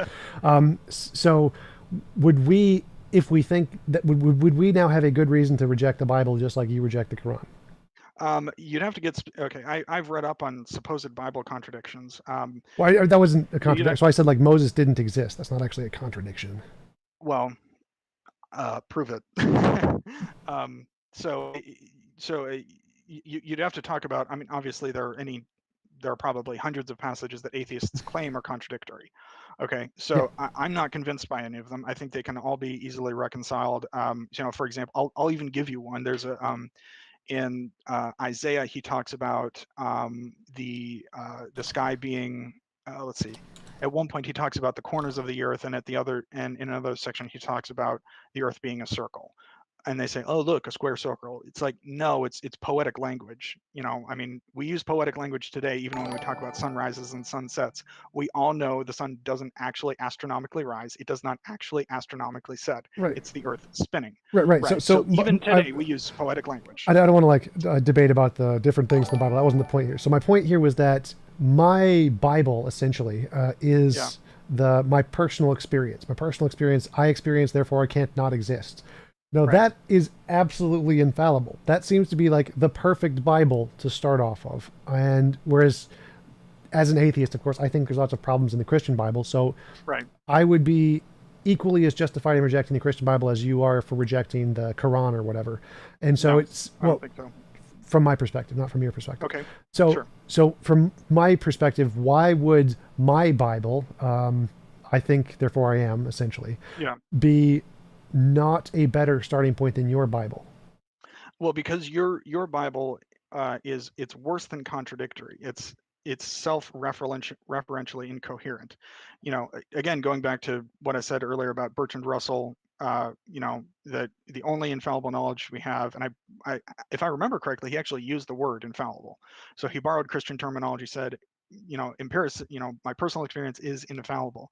Well, according to its own principle, that claim cannot be verified empirically, which means you must reject it. Well, again, I'm not an empiricist. That it's infallible. Not an empiricist. So well, you just said that your personal experience is infallible. Yeah, my personal experience is infallible. Like I can't, as you admitted earlier, I can't both think and not exist at the same time. That's not the same thing as saying that your personal experience is infallible. It's simply saying... Oh, yeah. Sorry, just to clarify. So I don't mean that the things I'm experiencing are necessarily true. I mean that literally just... Right. When I say my personal experience is infallible, that just means that I can't think and not exist. That's all I mean by the statement. Right. You can't think and not exist at the same time. Yes. I agree with that. Yes. So whenever I say my personal experience is infallible, that's all I mean. I don't mean anything else. If that's what you mean, then I would simply say, well, how do you know you exist?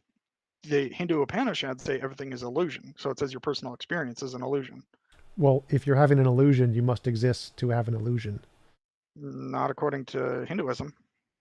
Your own consciousness is an illusion. I don't. Then Hinduism entails logical contradictions, and so I reject Hinduism. That's but right, mine and that's doesn't. why I reject your viewpoint. It entails the same kind of logical contradictions. Where's the logical contradiction in I'm thinking, therefore I exist? Because you can't account for how you know you exist. You Well, can't. that's not a logical contradiction. It's not a logical contradiction. Well, it's internally contradictory. You're not able to account for how you can actually. I don't prove claim you to. Exist. I don't claim to. So I'm not Wait, trying to account for the ultimate thing here. So nowhere in my worldview does it say, like, I leave out the ultimate thing. I never even reference an ultimate thing. I just say, I think, therefore I exist. Well, right, and then in going back to what you said earlier, well, I don't know anything about reality. Okay, well, you can't not talk about ultimate things. You can't walk around and not have commitments about ultimate things. It's kind of like walking around not having a commitment to whether you can breathe air. Well, the fact that you breathe air is proof that you have some kind of conviction on it. I mean, if you're going to assert that you exist, that's an ultimate claim. Sure. So I grant that there is something in ultimate in reality. I grant that. I'm just not saying what it is. I don't make a claim about what it is. Right. So you're saying, well, it could be concrete, it could be sand, it could be glass. Well, I'm not saying anything about. I'm not. Anything. I'm not making you can't any be claims. Agnostic about it. Well, I'm not. Yeah, I'm not making. Yeah, I'm completely agnostic. Why can't I be agnostic about it? That doesn't make any sense. Well, it would be like being agnostic about whether the diving board is being held up by concrete or sand. The fact that you're standing up and not falling into the water means that it's not sand. You can't be agnostic about what it is. Even if you claimed it's not, that you're agnostic about it. I'm not sure what you're saying here. So let me put it this way. I think get it. So you think that the only thing that can hold it up is the Christian God. No, I don't think that. I don't see the issues that you see. So for me, it could be lots of different things. Now you don't think it could be lots of different things, but I do. And so for me, being agnostic about it doesn't seem to entail a problem. Okay, but right, so you can claim that, but I'm demonstrating, like I just demonstrated with the Quran or Mormonism or Hinduism. You say, oh, it could be anything. No, it can't. I just showed you it can't. Right, but I can demonstrate the same problems in the Bible. There are worse problems in the Bible, from my perspective. Such as? Well, I could go into lots of them, but that's a separate point here. Because no. I mean, this is exactly the point we're trying to get at. Why? Give me an example. Why do you think the Bible is contradictory? So I'd have to literally go and research, because I don't usually research New Testament scholarship. I do those for very specific debates. But yes, there are lots and lots of problems with the Bible. That's Such as? Moses didn't exist. Cain and Abel didn't exist. Well, how do you know?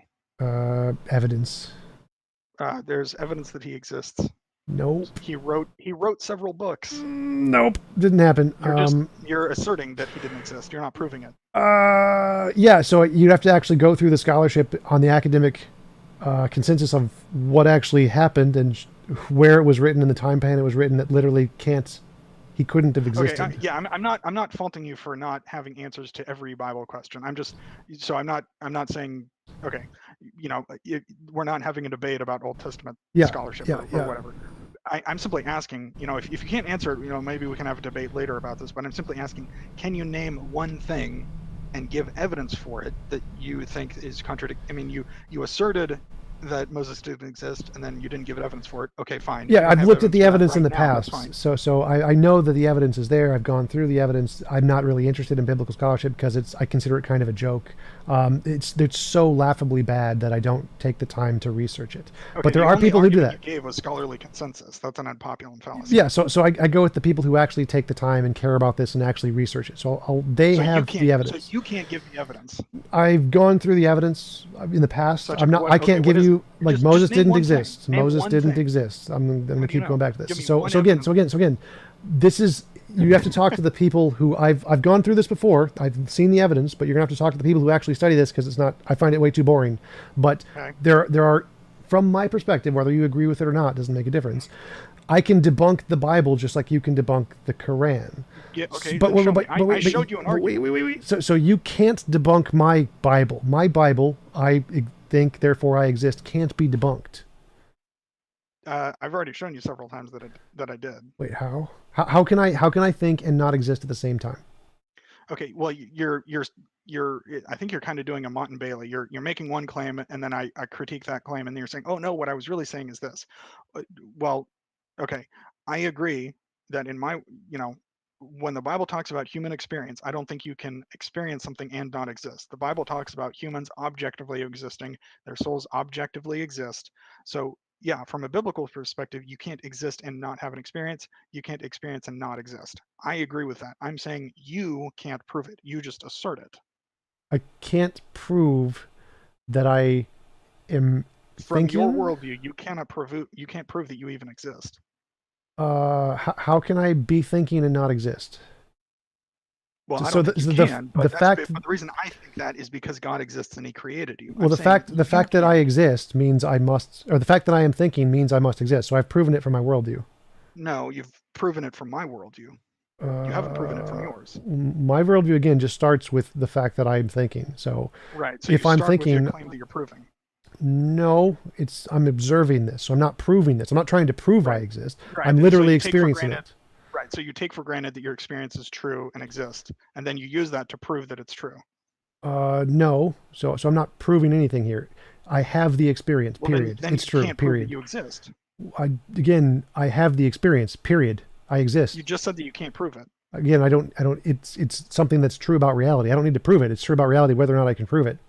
Well, I'm right, but that was my challenge. You can't prove you exist, and now you're saying you're right. I can't.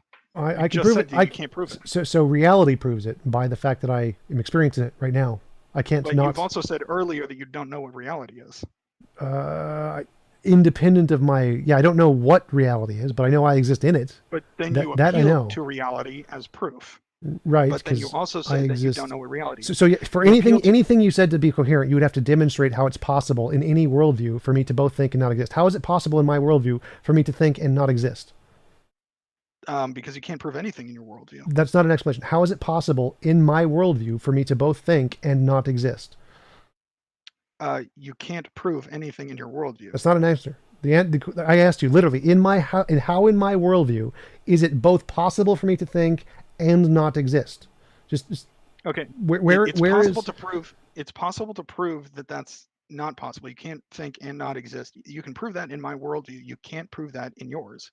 You're not answering the question. So if you're claiming that I can't prove this in my worldview, then you would have to show in my worldview an example of how I can both be thinking and not existing at the same time. Okay, give me a sentence or two and I explain. I'm just re-explaining what I said. You say, well, you've said various things which just totally conflict with one another because you're saying, well, reality proves it. But then earlier you said you don't know anything. You can't know what reality is. Oh, well, my experience proves it. Well, I can't act. And then you admit that you can't actually prove it. So you're admitting that you can't prove it. Nope, you're conflating two separate arguments. So my first argument is that I can't know reality would not include my existence. I know I exist in reality. That part of reality I do know. Are you not part of reality? So I just said I do know that part of reality. So when I said I don't know what reality is, like I'm talking about the TV. I don't know the TV is there. This has nothing to do with my experience. So that is completely irrelevant to the argument I'm making here. So if you want to claim that it's impossible in my worldview to know I exist, then you would have to show how it could be false in my worldview that I could both think and not exist at the same time. If you can't do that, then I've proven I exist in my worldview just fine. No, because you can't even, the reason why you can't prove that you exist and not think is because you can't even prove that you exist in the first place. So again, if for you to substantiate that claim and for it not to be complete bullshit, you need to demonstrate in my worldview how I can both think and not exist. How is that possible in my worldview? Because you can't prove that you exist in the first place. Prove it here is irrelevant. Again, so this is an ontology claim, not an epistemology claim. You have to prove ontologically it is not possible it is possible in my worldview for me to both think and not exist. Epistemology here, proof is irrelevant. You need to demonstrate ontologically in my worldview how I can both think and not exist at the same time. Okay, I think I've already been over this. I mean, you're asking for proof and then you're saying, oh no, I'm talking about ontology. Well, if you're talking about proof, you're talking about, how you have justified claims. You claimed it's not possible for me to prove that I exist and in my worldview. That's your claim. Yeah, because I don't think you can prove anything. Wait. So my worldview can prove that because in my worldview, it is not possible for me to both think and not exist at the same time. Therefore, in my worldview, I've proven this. So for you to be correct that in my worldview, I can't prove this, you would need to provide an ontology in which I can both think and not exist, and then my proof would be defeated. Well, I don't think in my worldview, I don't think it is possible for you to think and not exist. Okay. Yeah, my worldview has proven that too. So how did I prove I didn't exist? Because How do I not prove I didn't exist? you've repeatedly said you can't prove that you exist. No, I can prove I exist. I'm literally existing right now. So I can't prove it to you. Well, that's circular. But You're wait, appealing to your So experience. again, in my worldview, it is impossible to think and not exist at the same time. I am currently thinking, therefore I exist. I have now proven that I exist. Are you familiar with Bertrand Russell actually dealt with the I think therefore I am Yes. proof? Yeah, and he famously said that it's actually a begging the question, because you're presupposing your existence in Nope. when you say I think. Well, I'm simply telling you what Russell said. Russell said that if you Nope. say So I've actually Tom, I've just give written me a on second, this. okay? No. I'm just it's a waste of time because I've already addressed this. I've literally read and written this and talked with this about professors. Bertrand Russell was critiquing Descartes' uses of I think therefore I am, because in Descartes' usage of Cartesian dualism, he presupposes the I is a soul thingy, a non-physical thingy, and if Okay. you presuppose the I has some kind of an ontology to it, like it's Yes. physical or material or it's idealistic or it's dualistic, then it's begging the question, because then you're presupposing the I has some ontological content there which isn't supported. You can't get that from the argument. Therefore, Bertrand Russell said Descartes was begging the question because for Cartesian dualism, he presupposed the I had this soul content to it. This has nothing to do with my argument because I'm not making any ontological assumptions other than I exist. I don't claim that I'm material or that I'm dualistic or that I'm idealistic. I'm agnostic. So mine does not commit that fallacy that Bertrand Russell was critiquing Descartes for. Okay, I understand that. But what I'm saying is, I can demonstrate you exist. I'm simply saying you cannot. You have to. You keep when in your proofs to prove that you exist. You keep appealing over and over and over to your experience. So you're taking for granted what you're trying to prove, that your experiences are meaningful in that they prove that you exist. That doesn't make any sense. So again, in my worldview, I can't both have experiences and not exist. So I'm having experiences, therefore I don't exist. So for your statement to be true and not a straw man, then you would have to demonstrate how that is not, possibly not the case in my worldview, because I see there's no possible way in my worldview that is not the case. So for your argument to not be a straw man and be just completely false, demonstrably false, you would have to demonstrate how in my worldview I can both think and not exist at the same time. Okay, I understand your challenge, but I'm saying that your proofs. Okay,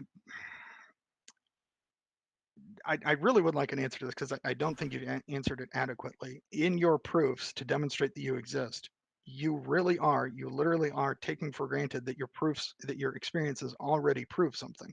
So you Yeah. assume that your experiences are proof of your existence. Okay, you assume that and then use those as proof of the conclusion that you exist. Are you with me so far? Nope. So like I'm not. This isn't the argument isn't where you get the knowledge from. Like I don't get the knowledge from looking at the premises of the conclusion, looking at the premises of the argument, and then looking at the conclusion and then say, I have knowledge. I get knowledge from the direct experience. The direct experience gives me knowledge. There's no argument. How do you know that direct experience proves anything? How can I have direct experience and not have direct experience? How can you know that direct experience proves anything? Because I can't have direct experience and not have direct experience. So it proves I have direct experience. Right. No, it proves that you know God exists because you're made in his image. It doesn't prove no. So again, I cannot. Your ability to have knowledge and know things and know about your existence and have a proximate knowledge of anything, that's actually proof that God exists because God made you. Well, that's your position. So again, right, your position. That's my position. Well, your position seems ridiculous. My position seems completely coherent. So when I say I experience, and that experience is proof that I am having experience, which is perfectly coherent. It only proves something if you presuppose the position itself. What am I a presupposition is something you assume is true before the argument. What am I presupposing? Your fundamental presupposition is that you can have knowledge about your experiencing, but that's what you're supposing. That's what you're I can have need to prove. Well, I don't even need knowledge about what I'm experiencing. I could just have direct experience, like an ant or something. Like an ant So doesn't you have can have knowledge. direct experience without having knowledge. Yes. So like you don't need to be like have a super smart agent that can have knowledge or form beliefs. You could still have direct experience, right? Like Okay, that might go back to our the definition of knowledge, because when I talk about knowledge, I'm not only including discursive experiences. You know, like, okay, let's look at right. proof. So Let's look at remember, I'm evidence. saying you can have direct experience without having knowledge.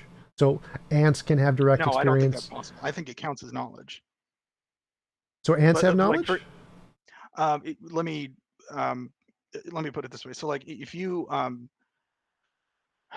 somebody you've known really, like your, I don't know what your life is like, but you know, let's say that you see your mom at the store randomly and you immediately recognize her as your mom.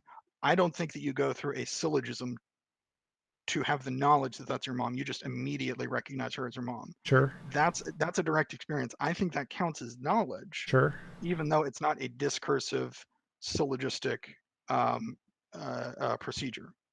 Are you Okay. with me so far? Yeah, I can agree with Okay, that. so I think direct experience does count as knowledge. I mean, if you, but either way, I think you're stuck, because if you say direct experience doesn't count as knowledge, okay, well then you can't know anything. Wait, If you do think it counts as knowledge, then you have to be able to account for how it's knowledge.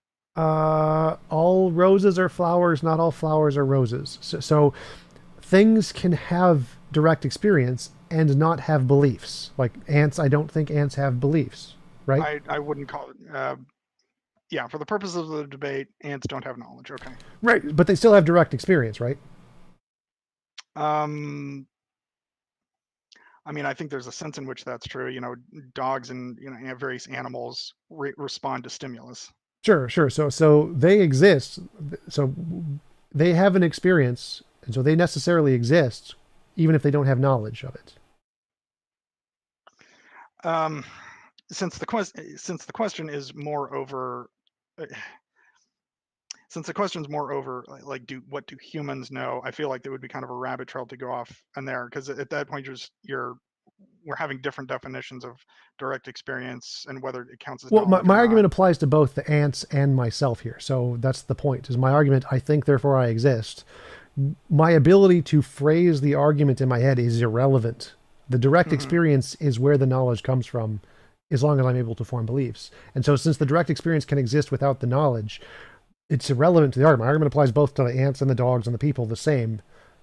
And it seems like you're critiquing the fact that I presuppose the fact that my mind is able to have knowledge and beliefs and stuff. That's not a part of the argument.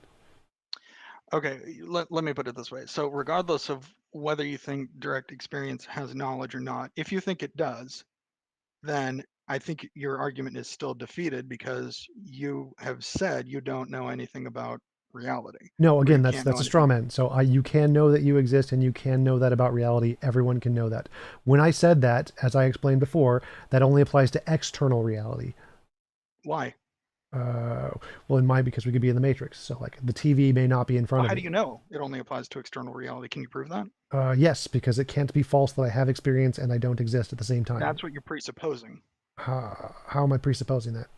You've said that that's your starting point. No, the fact that I exist is the starting point, but how am I presupposing that I cannot think and not exist at the same time? If you want to claim that that's a presupposition, you would need to demonstrate its broken axle. You would need to show how I can both think and not exist at the same time. Just saying, Basically, here's what I think the problem is. So let's say that I was arguing. Let's say that you and I were arguing about the existence of air. sure, Okay. Well, we both breathe in and out air the whole time. So the only reason we can even have a discussion about whether air exists is because it objectively does exist. sure. So in a sense, in a sense, you are proving my point and I am proving my point. The fact that you show up and you're alive to have the discussion at all proves that I'm right. That's the kind of discussion we're having when we talk about God's existence. Well, you say, well, I can't know anything about reality except my own existence.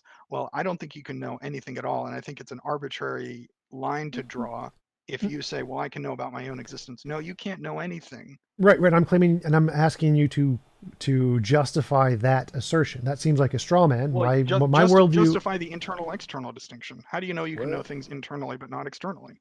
Prove that's true. in your world. What?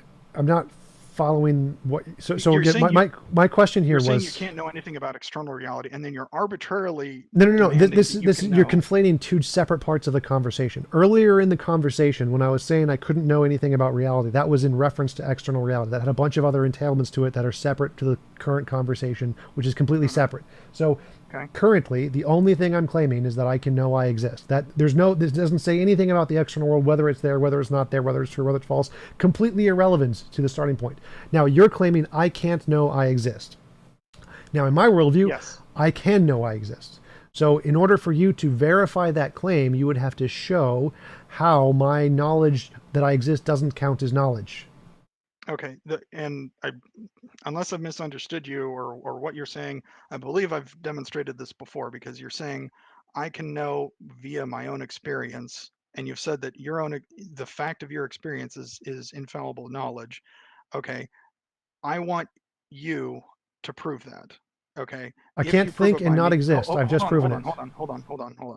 Okay. If you prove it by means of experience, that's circular. If you prove it by other means besides experience, you're contradicting the statement itself. So What? it ends up just it.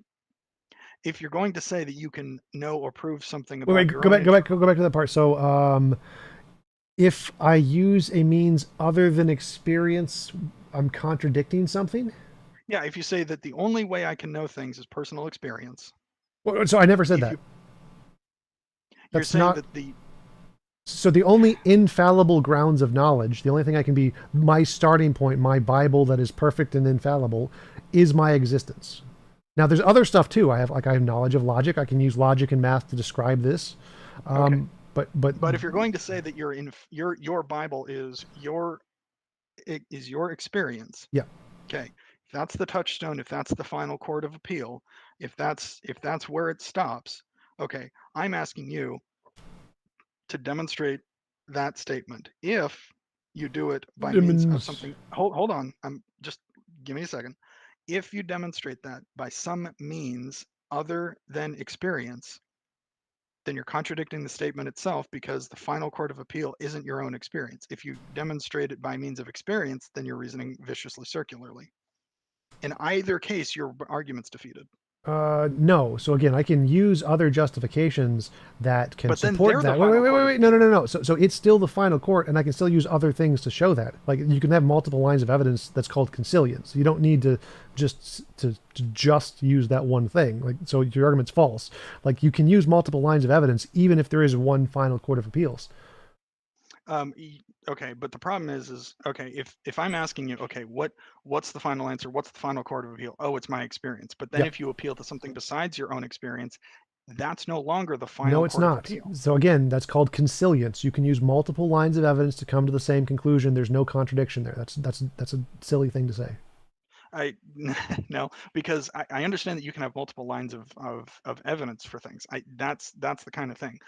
If I want to demonstrate that the Bible is true to somebody, I will. I can go to archaeology and other things that I think bolster its truth. But the final court of appeal is the truth of the Bible itself, because if you don't have the Bible, you don't have a worldview in which knowledge is possible. So the final court of appeal for me is still the Bible, and Yeah, but it you doesn't. can explain the Bible Empirical. using other Hold on, things, right? hold So on, hold you on. can. Stop. Just hold on.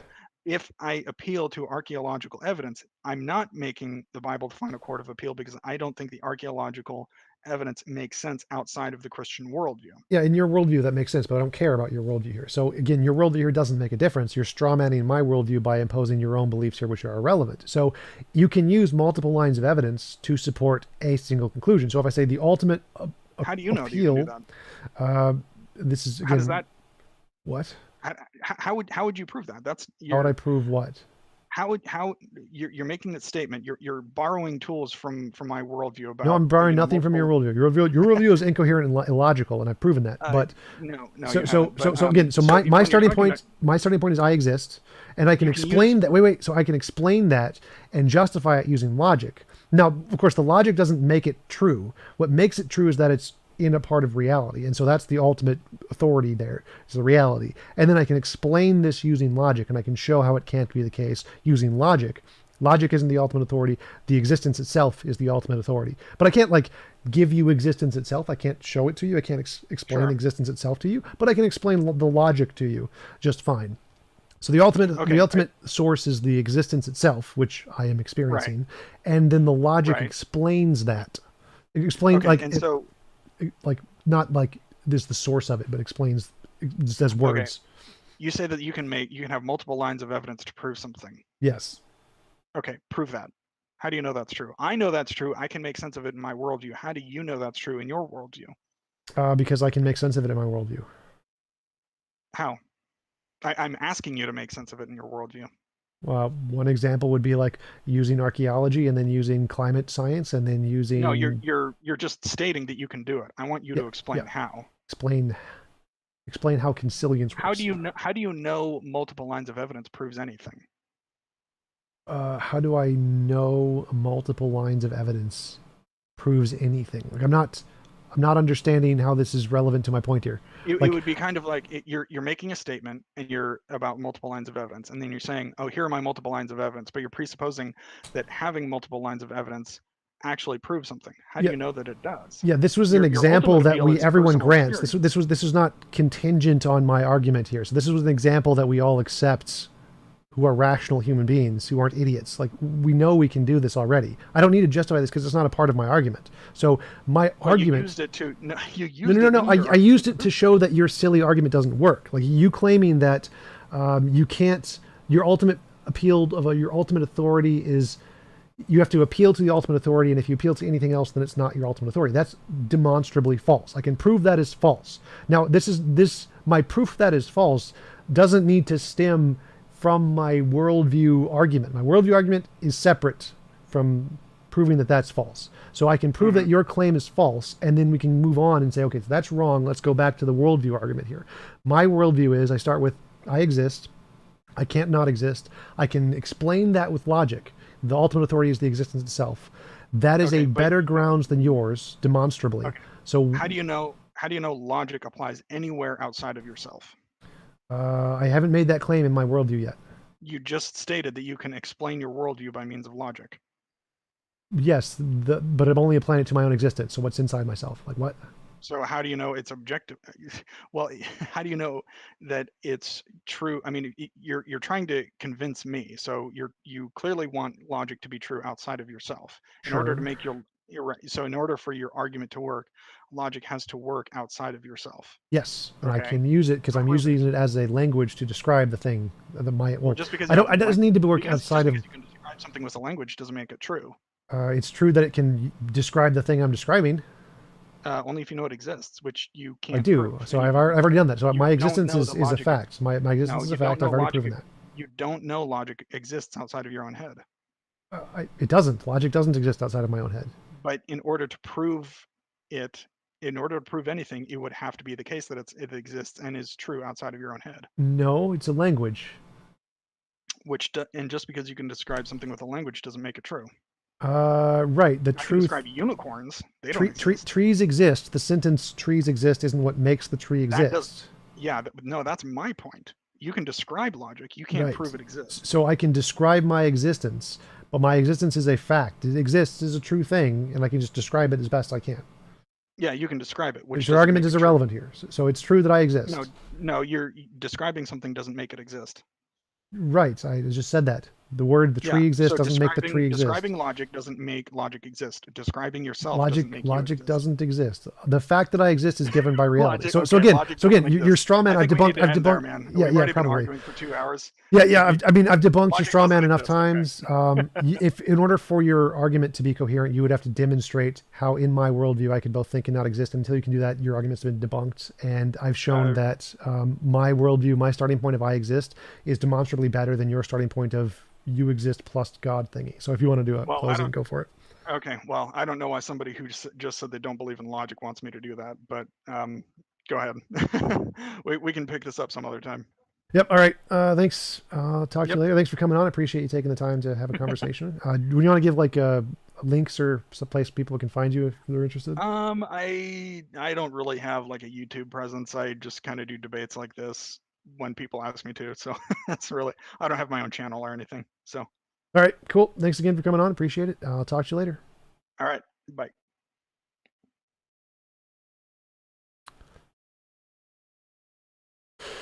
All right, thanks, guys. Appreciate showing up to the debate. Not interested anyway. So I got TJump shirts and mugs and shit you can check out. I want to shout out to Don Fullman, Skeptics of Middle Georgia, for sponsoring the channel as always. If anybody got any questions or anything, let me know. I will hang out in a bit and talk for a while you guys are in the chat. Check out my mugs, TJump mugs, which I don't have with me right now. I have root beer. Thank you, Still Smiling. I agree.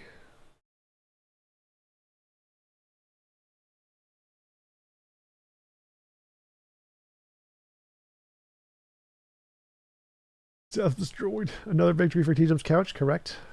Thank you, Jason.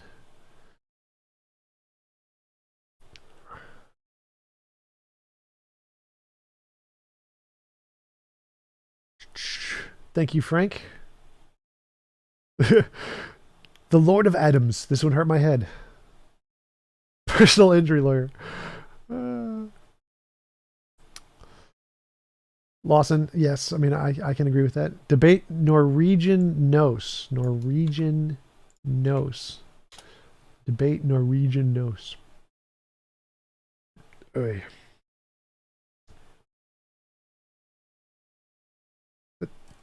He's got a lot of Jay Dyer crap on his. Oh yes, yes. He's on. I put him on my work list. So Florio. I think you told me about him before, and I put him on my list. So I'm gonna send out all my emails at the end of the month, where I start setting stuff up for the next month. So he's on the list. I will send him an email. Any opinion on why there are little, if any, at all atheists in public office? Because they don't get voted in. There's only like 2 atheists, and most of them don't get voted in because most of the country is religious, and there's bias against atheists. That's why there's mostly not atheists in public office in America. There's lots of atheists in public office in other places. Charles and Solo, what was the main sticking point in the conversation? The main sticking point, well, it's precept. So the precept is they assume God exists, and they claim that all other worldviews fail, and that's their main sticking point. And my claim is that my starting point is better than their starting points. P-Bethulu, why do precepts seem to default to straw men and burden shifting? Would have been nice to hear them ascertain that Adam and Eve actually existed and was not figurative. Yes, so he was willing to do that because he asked, like, what are the contradictions in the Bible, and I could have presented those. So he probably would actually argue for that. But yes, most precepts only do burden proof shifting, which is ridiculous. Sabin, thank you, appreciate it. Keep up the good fight. I will. He's not clueless though, Adam, which is even stronger win for cognitive dissonance. Flawless victory, hail the chair. Thank you, Frank. Do precepts need to presuppose experience prior to knowledge of God? I don't know. Maybe. He'd probably say no. I think he only thinks that my worldview needs to presuppose experience, which doesn't make any sense. But City Innovation. Thank you, Rebob.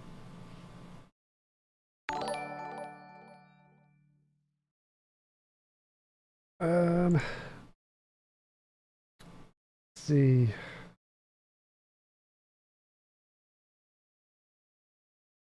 I can't think and not hate free subs. Hilarious.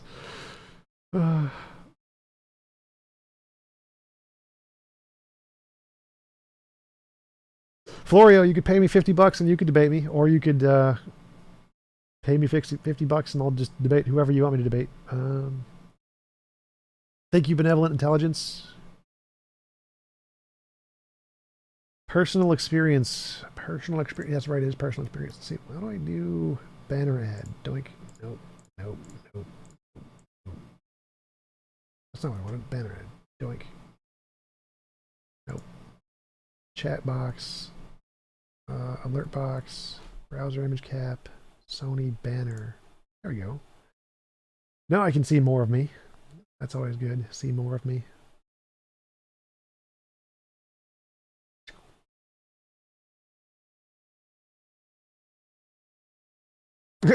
Florio says he needs to be unbanned by the Diva Scotty. Well, I charge like $20 for an unbanning because I don't run the Discord. So if you want me to unban you, pay me $20 and then I'll unban you. J Mike, what's up? Do you presuppose Eric Johnson in order to play Cliffs of Dover? I would typically say yes, but I don't actually like any of other Eric Johnson's other songs. I literally just like that one and just the first minute of that song, and then everything else I don't like. Kind of like Ozzy Osbourne. Like the intro to Crazy Train is amazing, and then everything else he plays, including the rest of that song, is kind of garbage. Thank you, Frank. I hope that presupposition works out. Maybe if everyone turns into presups, then that'll give me a hot blonde. How can solipsism be that you can have knowledge of self and yet be wrong without solipsism being debunked? That's a good point. I think that if you're a solipsist and you think that you must exist, but you doubt that you exist, then solipsism would be debunked. Yes. Hilarious. You can overcome solipsism by denying your own existence. Do you think all foundationalist worldviews are circular? Sort of. Foundationalist worldviews, if you claim that there is a fundamental ontology first, then it's definitely circular. But I think it's more dogmatic and arbitrary. Foundationalism usually, because there's the Agrippa's trilemma, the three different justifications are circular reasoning, dogmatism, and infinite regress. Foundationalism is a kind of dogmatism, so it's more an arbitrariness problem. Circularity is a different kind of a problem. When someone doubts my existence, I find that slap therapy is effective. American politics is all presup. Nobody has a good argument or listens to anybody else. Technically true. I don't think they're presupposing they're right, though, but they do think they're right. Oh, cool, Rock Monster. Nice. Rock Monster, post a picture of it on Twitter, like Twitter or Discord or something, so I can retweet it. That'd be cool.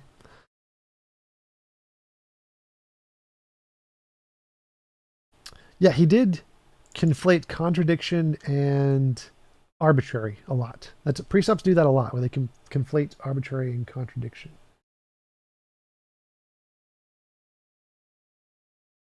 Alundra?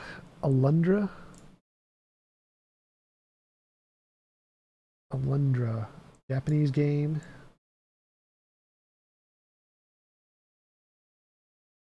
It looks 2D. It looks like Pokemon. PSX. 2012. God, that is old.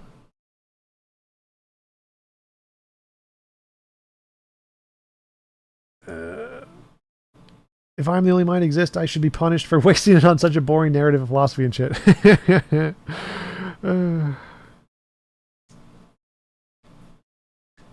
What is my opinion on the mathematical argument for the existence of God? I think it's stupid.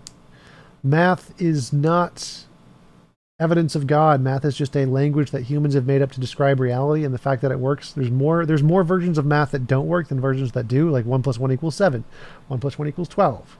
So the fact that some versions of math can accurately describe reality isn't evidence of God. It's just like some versions of English can accurately describe reality isn't evidence that the person who made English is God. So some sentences describe reality, like the sky is blue. Some mathematical sentences describe reality, like 1 + 1 = 2. Some sentences don't describe reality, like the sky is purple. And some mathematical sentences don't describe reality, like F = ma × 37. So math is a language just like English, nothing special about it. Have theists tried to create a formula for God at all? No. Actually, yes. I think so. Panin. Something Panin. And the sevens formula, the Lords of Adam. So I think there is some that have tried to create a God formula.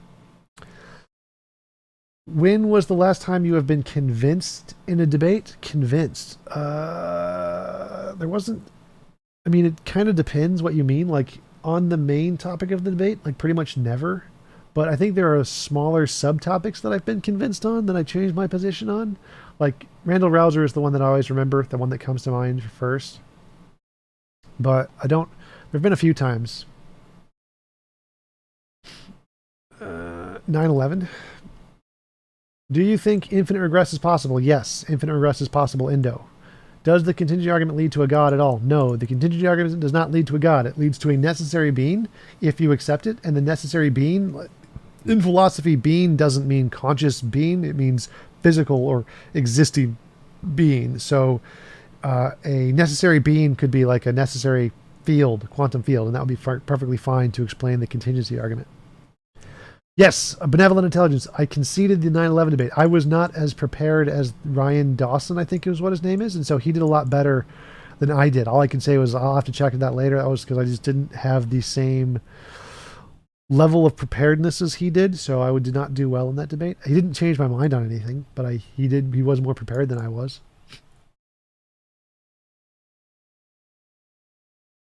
Induction. Are you ready for your debate on critical race theory? That was supposed to be yesterday, but the person who was supposed to debate backed out, and James got a replacement. But on those kinds of SJW debates, I want more time to like look at the person I'm talking to because they're more risky debates. Like if it was just a God debate, I wouldn't care. But on SJW debates, changeouts are tough because I need like time to actually look at their stuff and know what they're going to say.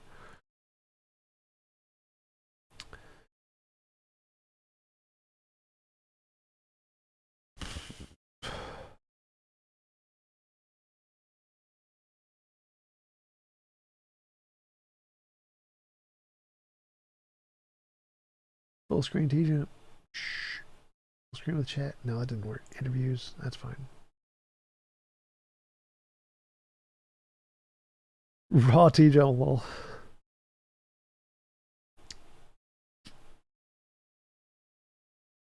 Yes, Professor Brown is. I do definitely respect Professor Brown. I don't understand his normativity argument for logic.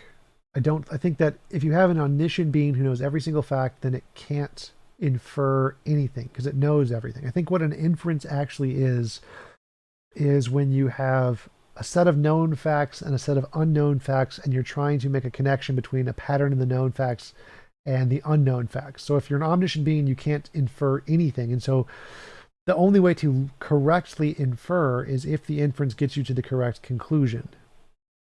So I don't think you need normativity in inferences to do logic. Do I think the problem is evil is evidence that the Christian God does not exist? Yes, I think the problem of evil is the strongest evidence against the Christian God. If a God is morally perfect, he would not drown babies. God drowned babies. God is not morally perfect. Therefore, if the Christian God is, as it's defined in the Bible, is morally perfect, then the Christian God can't exist. It's a logical contradiction.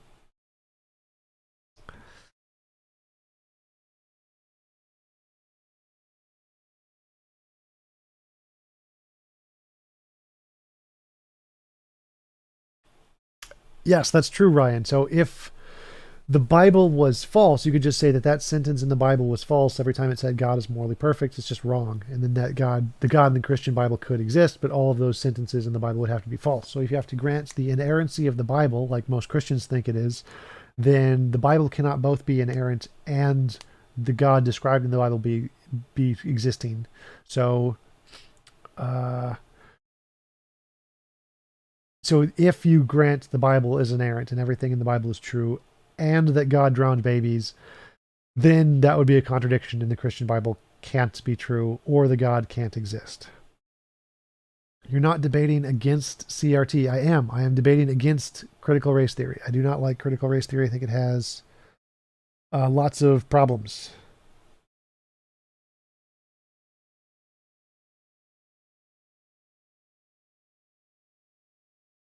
Standpoint epistemology does not work. That's one of the problems. I think there's three major principles in critical race theory in the original version that are fundamentally flawed, and those fundamental flaws are borne out in the more recent versions of critical race theory.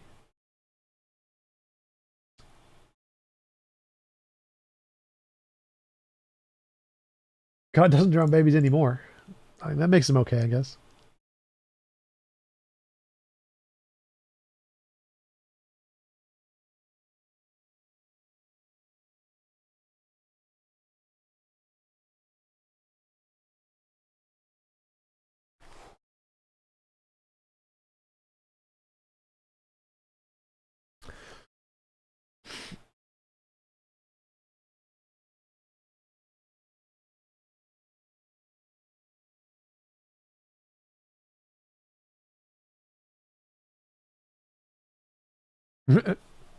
Family friendly God who stops doing murder.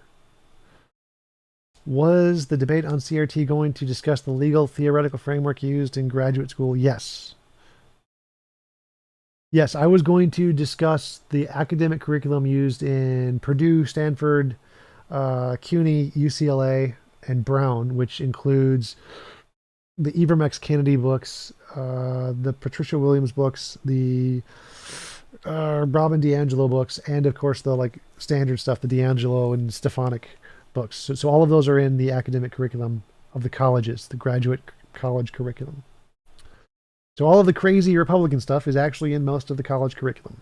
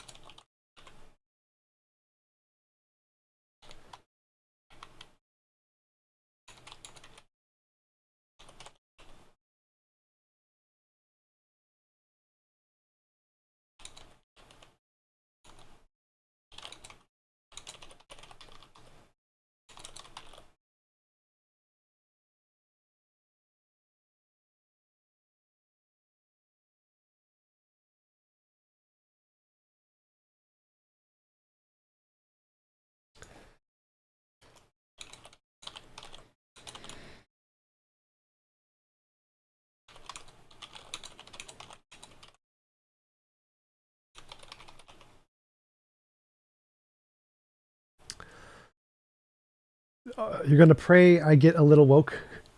Well, so I'm not actually against the woke goals. Like, I'm not against inclusiveness and diversity and respecting people. I think those are all fine.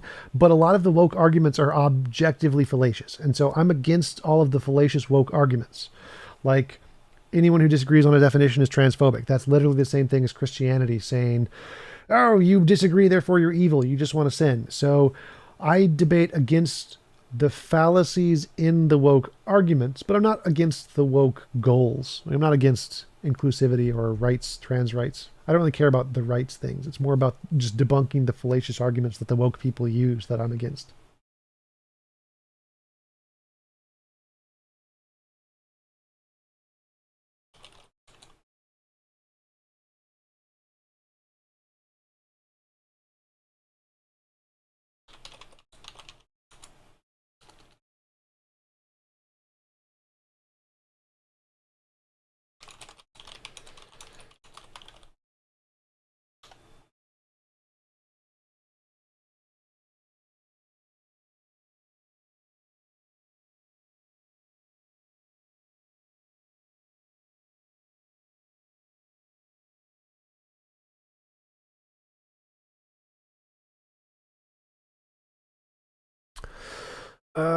Lord of Adam, what is the actual consensus on the Shroud of Turin? It's fake.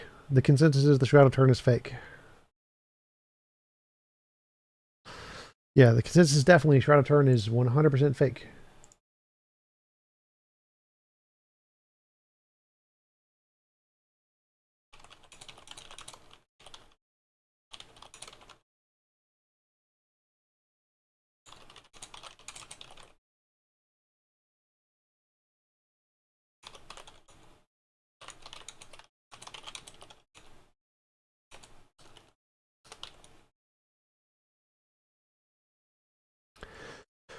Tom, can you give me a summary of what critical race theory is? So critical race theory is a branch of critical theory which takes the...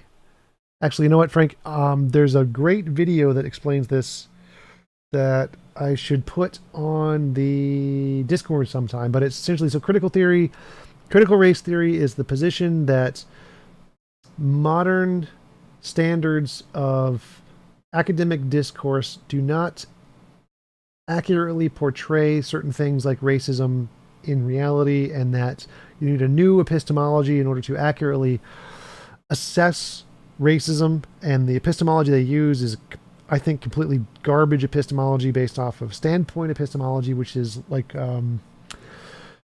voices that are experiencing more racism should have more of a voice in determining what racism is. And so we should listen to those voices and ignore other voices, like white voices usually. So we should listen to minority voices and ignore black voices, which is very problematic because it's like putting the plaintiff on the jury, which would be a bad idea.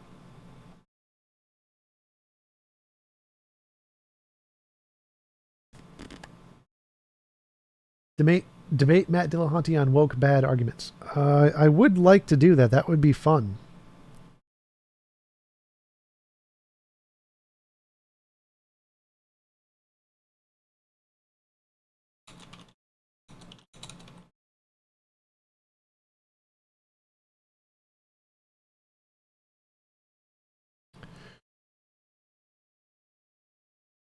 Every time a precept says God works in mysterious ways or something of that ilk, I get paid $100. Like, no, you don't. You would be Jeff Bezos rich if that was the case.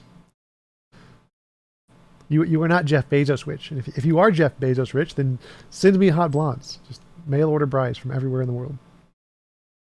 Have you ever debated Matt Dillahunty on anything you guys agree on a lot? No, we have. We've debated together, but never against one another.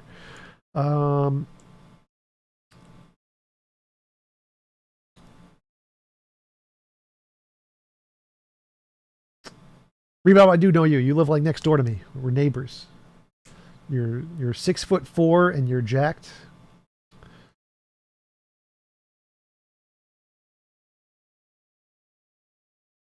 If someone claims that science changes so we can't take science as certain knowledge, what is your opinion on this? Well, so certain knowledge, you can just say anything. Like the Bible is certain knowledge. You can just write a book and just claim it's infallible, but obviously it's dumb. So the best knowledge is the kind that does change, is the method that will get closer to truth, because no one guesses what truth is perfectly with 100% accuracy like the first try. That's ridiculous. So the best way to get to knowledge is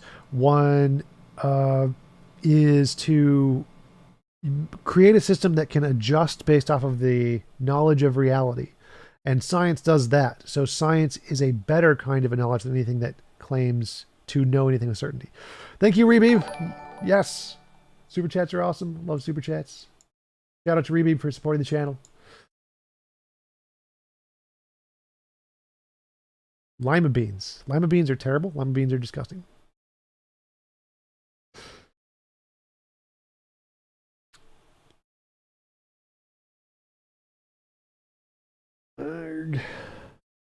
So there's a law school program and we can learn all we need to know to argue about it from a YouTube video. Is a law school really that simple? What?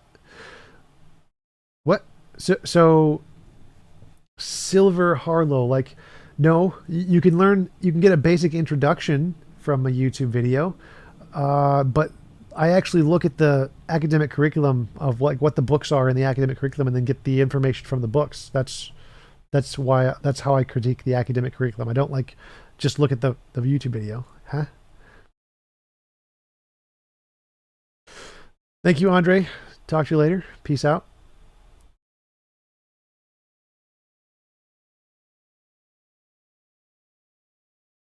See you, everybody. Peace out. See you guys later.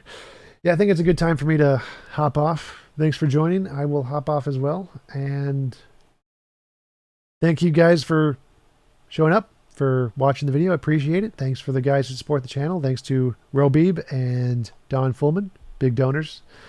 Thank you, Lords of Adam, for watching from Twitch. Twitch support is great. I get like 4 views on Twitch or something because it's not very popular. But I'm not popular on Twitch. I want to be more popular on Twitch. I want to like crush Destiny and Vouch. Get more Twitch subs than those guys do. It'd be awesome. All right, guys. Thanks for stopping by. I will talk to you later. Hopefully, have my normal Sunday stream tomorrow and do some poker. Hopefully, with the SC guys. Then have a few debates next week, and I'll upload all my videos at the end of the month and keep going. So thanks again. Peace out.